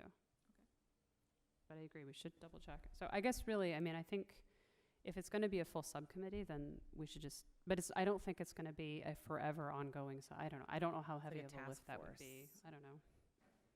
My guess is it's gonna be a 2-year process. Okay, so, But it might be a 1-year process. so, How willing, the issue has always been that one town is not actually willing to discuss it. okay. So at this point, I think what we would need, I don't know whether we need a vote if we want to create another subcommittee, Or put it under negotiations. or we could put it under an existing subcommittee. Or do we want to flesh out more of what we expect this subcommittee to do during our retreat? So that the people signing up for it know what they're getting into. That would actually That's a good idea. be a good idea, because maybe there could be some groundwork laid in talking to the selectmen and stuff to see. Like, I think, are you gonna have that meeting in July? Which meeting, I don't know yet. You mean the The meeting with Yeah, the which I- chairs and stuff? yeah, that was I don't supposed know. to be May I'm not 24th, sure but that they it has said a They name. would rather have in July, and Right, and I have not heard, I don't know. I suggest Well- we're probably gonna have to organize it. Well, So maybe before we create a subcommittee, maybe it would make sense to have Dana reach out to see if this is even something that's, I don't want to say necessary, but like to follow up and say, you know, we're willing, the school committee is willing to entertain this conversation. Are the towns, and then if the towns want to do it, then we can figure out what that would mean and where it would fit and how many people, and maybe David could be here and we could talk about it. Because I do think, Dana, to some point, you have a good point about institutional knowledge. I think there's institutional knowledge both directions, so I think I could go either way on that, but. okay. So I think the best, sounds to me like Mary Beth, I saw her write it down, is going to put that as a potential retreat topic. Potentially on July 19th? Hopefully on July 19th, that will be, and I will reach out to the towns to open up just a conversation about, you know, discussing or re-looking at the regional agreement. And at this moment, I would like to just sort of flesh out the 3 committees that we do have that we know that we need positions for, to fill up. So let's get them filled. So Michelle Bailey, I've got Michelle H. and Anna on policy, and Julia on capital finance, and negotiations has me. Where would you like to be? I think you said either finance or negotiations. I can do those. You want to do them both? I can. Okay. Because I don't have to take minutes for both. As long as you don't have to take minutes? For both. Okay. All right. Or either one, really.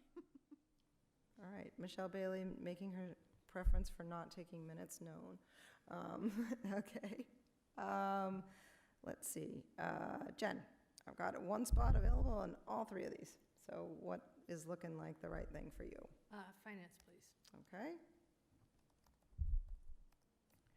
All right. And now comes the tricky part, right? We got David. Do we think David wants to hypothetically be on negotiations or policy? We can move things around later, but we can take an educated guess. I think I heard him say he wanted to be on policy earlier. Could we When would he keep have it said that open? to me? Yeah. Could we keep it Yeah, open let's and just just leave it let him blank and- fill in yeah. when he? Yeah, Do we need a vote on this? yes. So let's vote that we're going to create these 3 committees. So we'll need a motion to create these 3 committees with the, can we do it all at once, or do we have to vote separately on each one? I think we can do it all at once. I'm going to read it, and maybe you can say, so moved. How does that Can sound? you just tell me Yeah. who's on each committee Yep, that you sure. have? Negotiations would be Dana and Michelle Bailey. Policy would be Michelle Horgan and Anna. Capital Finance would be Julia, Michelle Bailey, and Jen. With David to be determined later. Okay. I move that we approve the following committees and members. Capital Finance, consisting of Jennifer Carr, Michelle Bailey, and Julia Campbell. Negotiations, consisting of Michelle Bailey and Dana Alara. And Policy, consisting of Anna Seizik and Michelle Horgan, with David Polito's assignments TBD, to be determined. Do we have a second? Second that. Michelle Bailey, second. Okay, and we're ready to vote? All those in favor?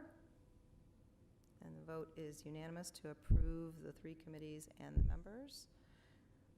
And that motion passes. Okay, getting to the end. We need the school liaisons. Oh, yes, hold on, and I put it on my, here's what we need. Okay, so we need, we have, the positions that we have had for school liaisons are member at Bucher, Cutler, Winthrop, 1 member to be at the Middle and High School combined.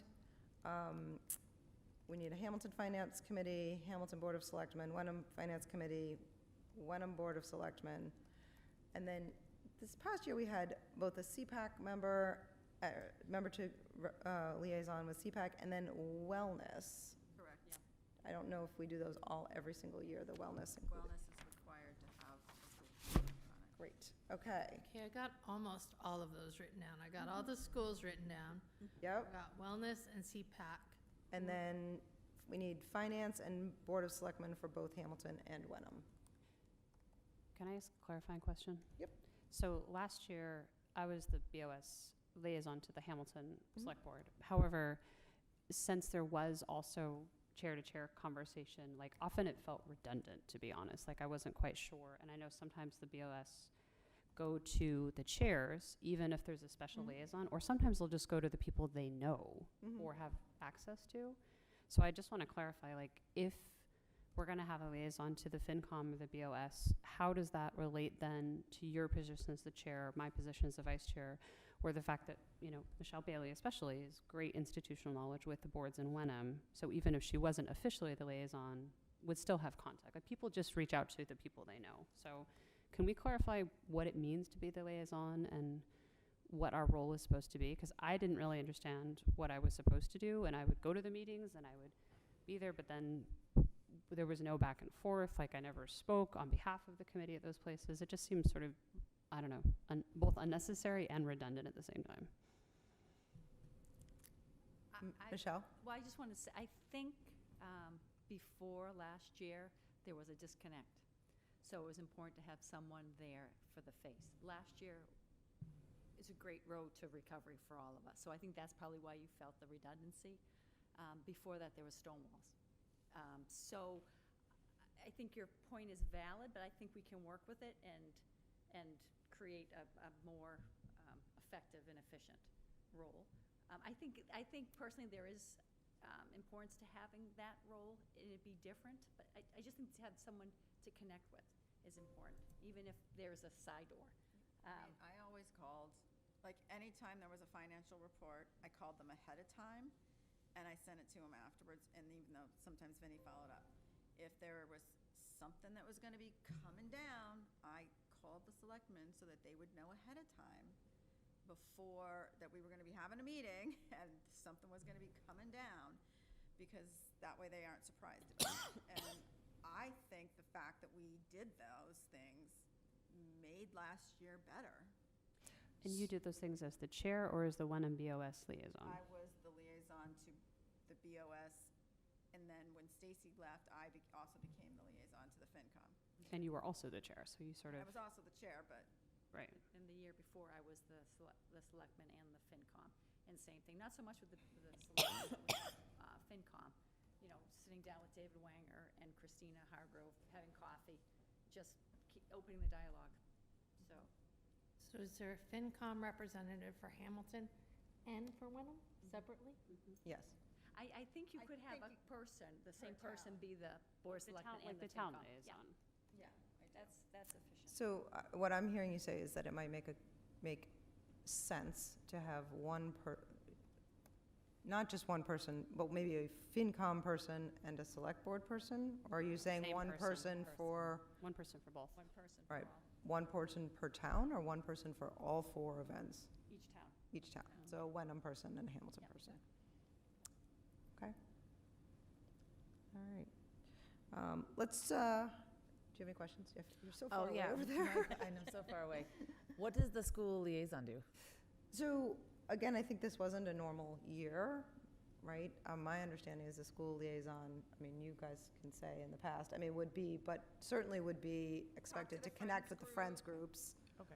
I went to the wellness meetings once a month.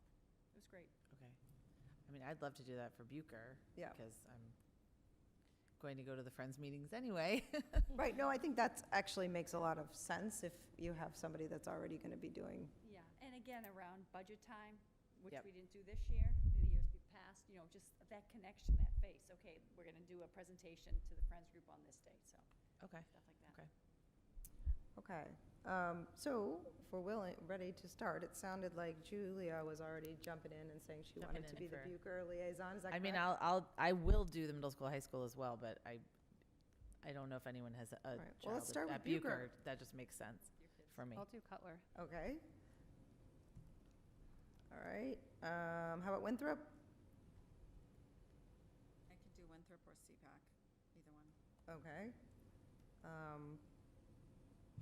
All right, well, which one do you want? We'll start with that. Prefer the CPAC, but. Okay. Winthrop. They meet at night more frequently, so. What was that? They meet at night more frequently. Okay. I do think that's a real, that's real, that the friends groups are likely going to sometimes meet during the day, so that's a real thing. Anybody jumping at middle and high school? I can do middle and high school. Okay. Of course, they have to have a friends group, but I know, There is that. there is that. you might be the friends group. I was gonna say, that was something I tried to. Okay, I like to do wellness, okay, and I can also fill in for Winthrop too. okay. You would do wellness and Winthrop? If, yeah, Michelle and I can maybe split Winthrop. If you do CPAC, you and I can split Winthrop. David might do CPAC. Oh, yeah. He's volunteered to do that before, too. Either way, I'm fine. Okay. And how about the Wenham Finance and Select Board representative? I can do that. Are you sure? Okay. Between three, Michelle. I can sub for you if you can't Let me just make say, it. I know I'll be talking to the chair plenty. This is the FinCom for Wenham. BOS, both. It's both, it's, Oh, And the chair of the finance committee, I think is gonna be the same, and I run into that person a lot, too. okay. Just Okay. if you need a sub, I'll happy to sub for you. Well, but Okay. again, can we clarify what the role is? Is it attending their meetings, being open to them, or is it just occasionally talking to them? I mean, that's the thing, because I routinely was attending BOS meetings, sometimes on other business, but sometimes not, and it didn't actually, it was never necessary. So I guess I'm just, You know what, I hear what you're saying. And also, for me, as someone who wasn't at a lot of those meetings, it was really good that I knew that someone was. mm. Like, whether you felt that or not, like, it was important to know that a member of our committee was at the meeting. Every so often, something would come up and I could answer a question, you know, like Right. that was, but it was, so I guess I just want to clarify, you know, that, what that role is. And I'm happy to be that liaison for Hamilton as well. But again, I know you're having, you know, you're going to be on the master planning committee, so I think, Right, well, that was going to be a question, is that I know,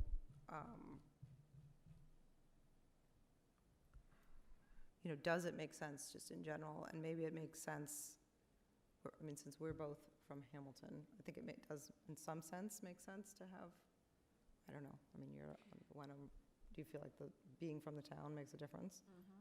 Right, so, Dana, I might, One of the reasons why I think the chair and the vice chair should come from different towns. Right, yeah. Because then this is more obvious. right, I mean, I personally think you're already going to have a lot of contact. You're already the chair, Yes. you're already in that committee. correct. I mean, I think I think you're already like 97% there. Yeah, no, and I think it generally, not personally, but just generally, that makes sense to have the chair be the liaison to the town that they, I think that makes sense. Mhm. So I will write myself down. Okay. Hamilton? Hamilton, Hamilton. correct. But if for some reason you need me to do something Right. as the vice chair and as also a very active Hamiltonian, Thank you. I will always attend. Much appreciated. Can I just though bring up, are you, you know, over scheduling yourself? like, as Probably. director? I mean, you're I've, chair of school committee master planning and then liaison with BOS and FinCom. And on negotiations. And and, negotiations. right, I will also, just like Michelle made those statements about taking minutes, I will not be the chair of the negotiations any longer. Though I really enjoyed it, it was great. You have all that time because you don't have a job, right? Exactly, it's been mentioned several times, thank you. Which is such a joke. So that means we currently have the Board of Selectmen for Wenham left, if I, That's Michelle. That would be Michelle Bailey. And, She's doing both. right, the and FinCom keeping in and mind, we BOS don't have David person. penciled in here. So, I mean, we have him tentatively penciled in as a potential for the CPAC. I think, in fact, we could even, I if, think it should be on policy also. yes, no, yeah, but I'm talking about just for the liaisons. And I'll just let you know that actually our current page, which I have pulled up on my phone here, actually the CPAC is listed as Michelle Bailey or David Polito, so we Correct. might leave it that way. Well, we should make it be David, that way we know for sure who's supposed to be doing it. Right, well, it makes actual logical sense. I mean, Horgan is worried about me being overcommitted. I am a little concerned about you, Michelle Bailey. Well, So it might make I sense. run into the president of the CPAC fairly frequently as well. So maybe we just reverse it. We write David Polito or Michelle Bailey. Right? But I think he actually attends the meetings Okay. sometimes, so. All right, so I'm going to read what I have, and then I have Bucher liaison as Julia, Cutler for Anna, Winthrop, I have Michelle Horgan, correct? Okay. CPAC, I have David or Michelle Bailey. Miles River Middle School, Jen. Wellness, Michelle Horgan. Wenham Select Board and FinCom, Michelle Bailey. Hamilton Select Board and FinCom, Dana Alara. Okay. All right. Do we need to vote on all that? I don't think so. All right. All right. There's nothing else on that. We're going to move to topics for future meetings, which would be, Can we talk about the in-person meetings? oh, I'm sorry. Yes. Oh, yes, I knew. And I made sure it was on here, too. Okay, so we have, I believe that the guidance is, at least the most recent guidance I saw, but I know it changes frequently, was that we would be allowed to have virtual meetings until the fall. Is that correct? Yeah, it's been extended, Yes. but, you know, there was a period in which it was possible that would have come off the books and you would not have been allowed to vote or to meet in a digital environment. So I anticipate that that's going to happen at some point next fall. So I would recommend that the committee be proactive around that and try to get the in-person meetings in place sooner rather than later. So I've been thinking a lot about this because I do feel like one of the best parts of Zoom is just the level of engagement increased so much for people. And I think it made life so much easier. So even though, I mean, I guess on some level, I feel like even if we are meeting in person, I think that digital access needs to be kept as a public service, like as a good to the community. The other thing that came up for me recently was really interesting. Our meetings are not ADA accessible. There's no translation. I mean, people could come in, but we don't have an interpreter. One of the benefits of Zoom is you can turn on live transcription. And if someone was either English as a second language or was deaf or hearing impaired in some way or another, they could actually read what's happening in real time. That's not something that our meetings provide on the CAM or if they actually showed up here in person. So I've sort of been toying with the idea of trying to figure out how do we retain Zoom itself for ADA reasons, apart from sort of the access. But if we're going to do it for that purpose, then you could still have the public tuning in who are here. So even if we're meeting in person, I think we need to get better at keeping the Zoom and keeping the Zoom open. I mean, for some reason, there were a couple people in the Zoom, but they chose not to comment. So that begs the question of like, well, why were they in the Zoom if they weren't going to comment? Because it was only on for 3 minutes. So I think that we have an opportunity to continue access. And then the ADA issue came up recently because we were hosting a webinar and we had to figure out how to figure that out. And Zoom has built-in accessibility, which that's actually kind of a big deal, I think. So I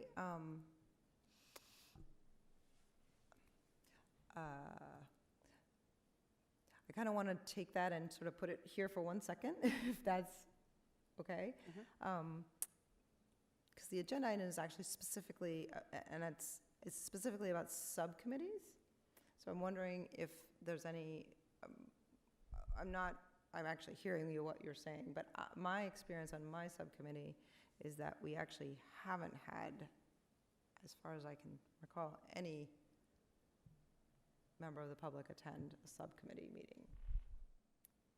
So while I think what you said is very extremely accurate about the number of people that were engaged in the full school committee meetings, I'm not so sure that that applies as much to the subcommittees.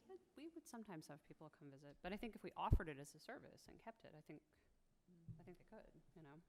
I also know there was one particular, I think it was Capitol meeting where, you know, Julia and I just couldn't attend in person. It was like 4 o'clock on a Thursday or something. It was just, that was what made it possible. So,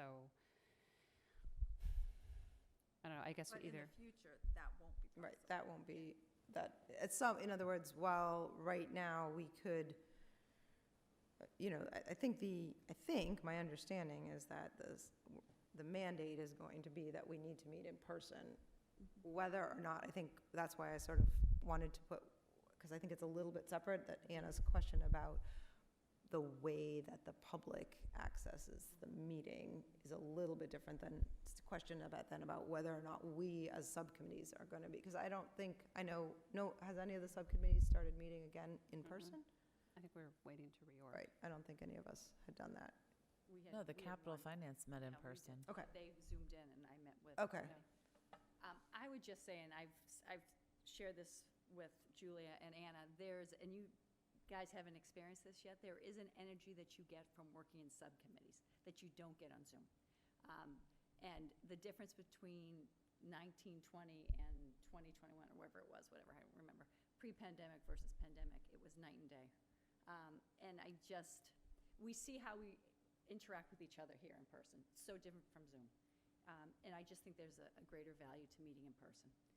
I think if the issue comes up where we need to, address the needs of the public, we will. Just like anything that's happened this year, we've adjusted and we can meet the needs of those public members that want to watch. But I do think it's so important for us subcommittees to meet in person. I do.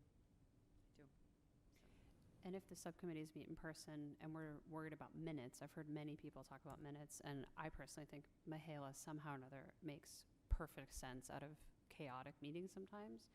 You said, I think historically they've been able to be voice recorded so she could at least hear it and take the minutes retroactively. So we don't have to have Zoom for that purpose for her, is that right? Correct.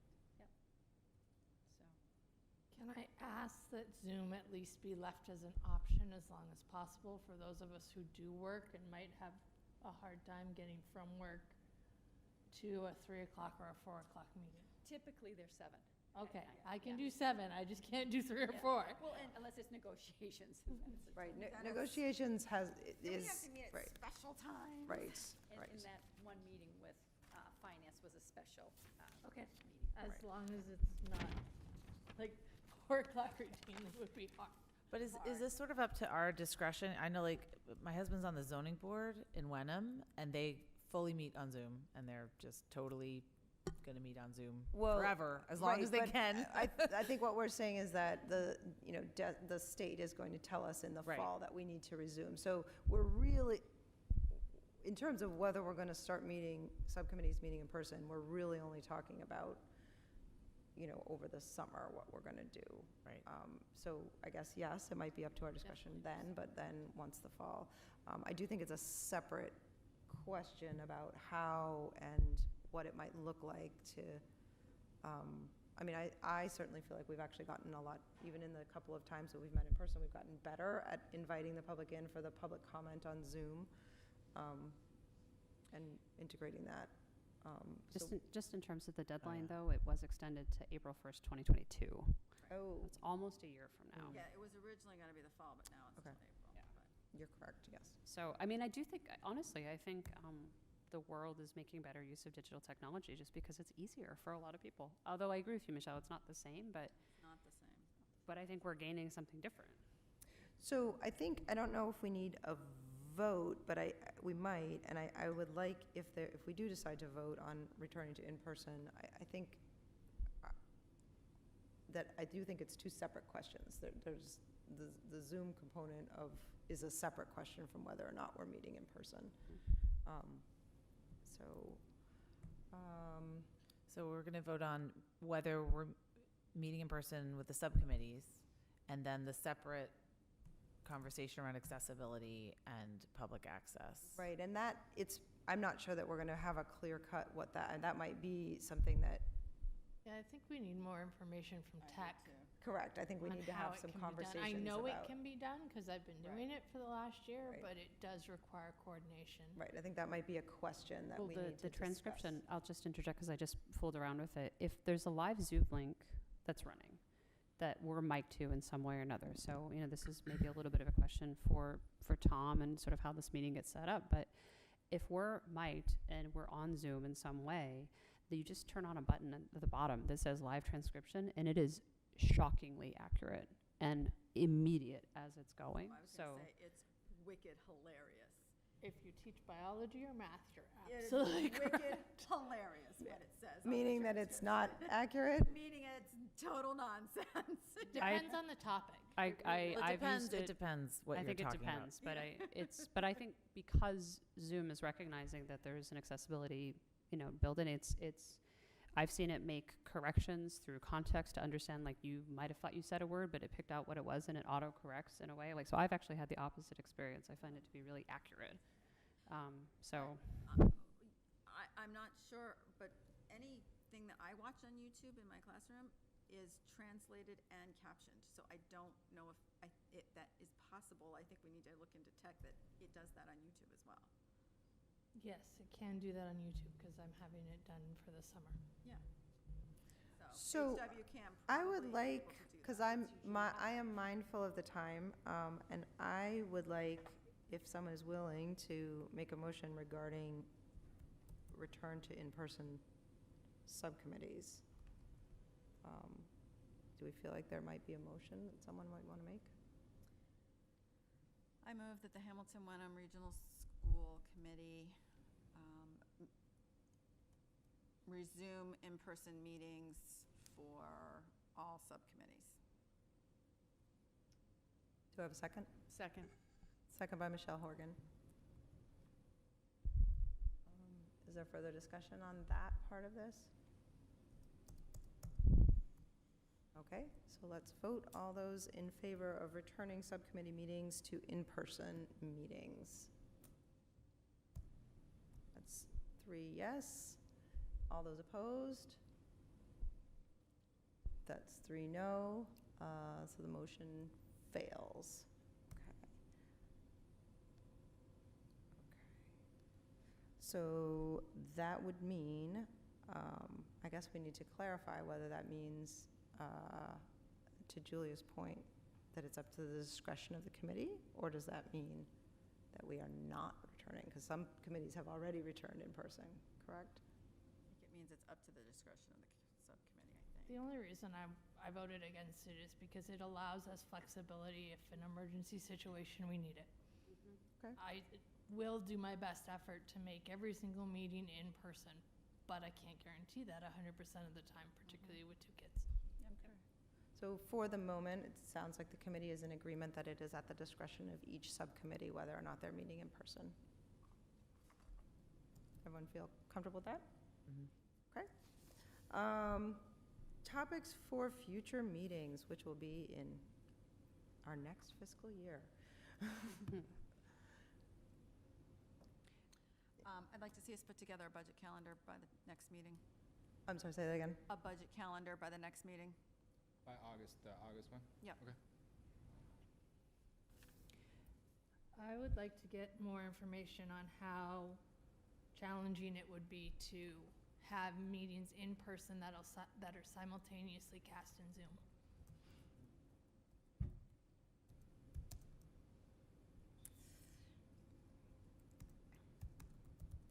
I also think that probably after the DEI audit, it would be a good time for us to, as a committee, look at school policy on nonpartisan signage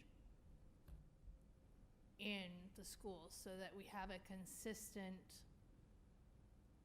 policy for teachers and administrators to refer to that is consistent with federal and state law. Would that be Policy thing. something that you would like to, I just want to make sure I understand, that would be something you'd want to put on agenda that might be tasking policy with doing that?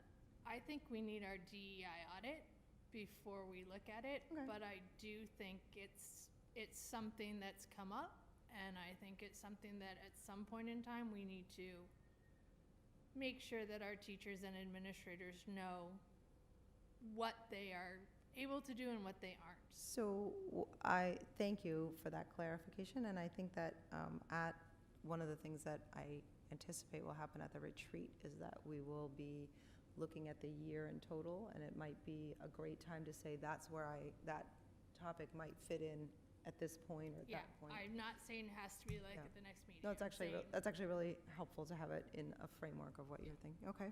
Anything else?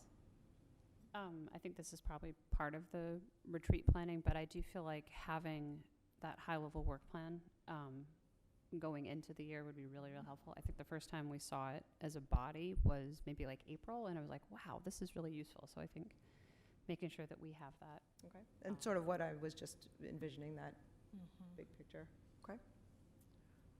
And you'd like to see that also at the retreat or before At the least year, the start of it. before the year you know, begins? just a Okay. general idea of like and maybe this year was so irregular, but I don't really know that I have a strong sense of the ebb and flow. Like, what are the routine things that happen always in the fall, always in the winter? I know there's some statutory things that we have to do, like vote on school choice. And I know one of the things we did early last year was vote on the handbook, I want to say. There were a couple things that came up that we had to vote on that I'm not really sure when they're happening, but I know we have to do them. All right. Thank you. That should have already happened. I don't think we There was voted a on the handbook. request, we're going to vote it on the April, now will be the 19th meeting. I'm sorry, not August, August 19th meeting. Part of the challenge that we had is that the school council at the high school was not able to meet, so Eric's going to get that group together. So we'll have it voted prior to the start of school, but he needs a little bit more time. Okay. All right. Any other future topics? We're done? Okay. I make a motion to adjourn Second. at 10 o'clock. Motion by Michelle Bailey and seconded by Jen Carr. And all in favor of adjourning? Aye. All right, it is unanimous at 10 o'clock on the dot. Nice job, everyone. We are adjourned. Dana, where do I Good put job, this? Dana. Yeah, I know. My husband won't even know. He'll be like, what? First one, good job. You're home? Thank you. Thank you, you're all very kind. Jen, what was your question? Where do I put this? You said is there was a box? Box. This, Janelle, Mary Beth Janelle asked that Jen write on that agenda and have it returned to her in the box. Oh, I have the box right here. Okay. As apparently used to be done by the Janelle secretary wanted- before, in the years, just No. times before. What's the alternative?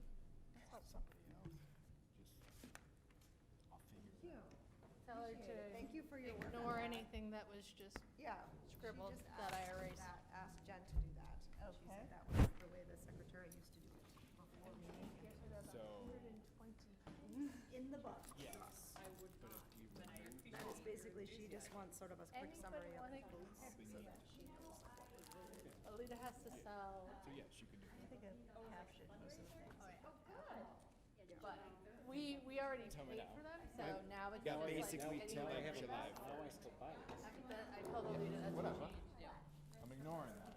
Julia, the You whole guys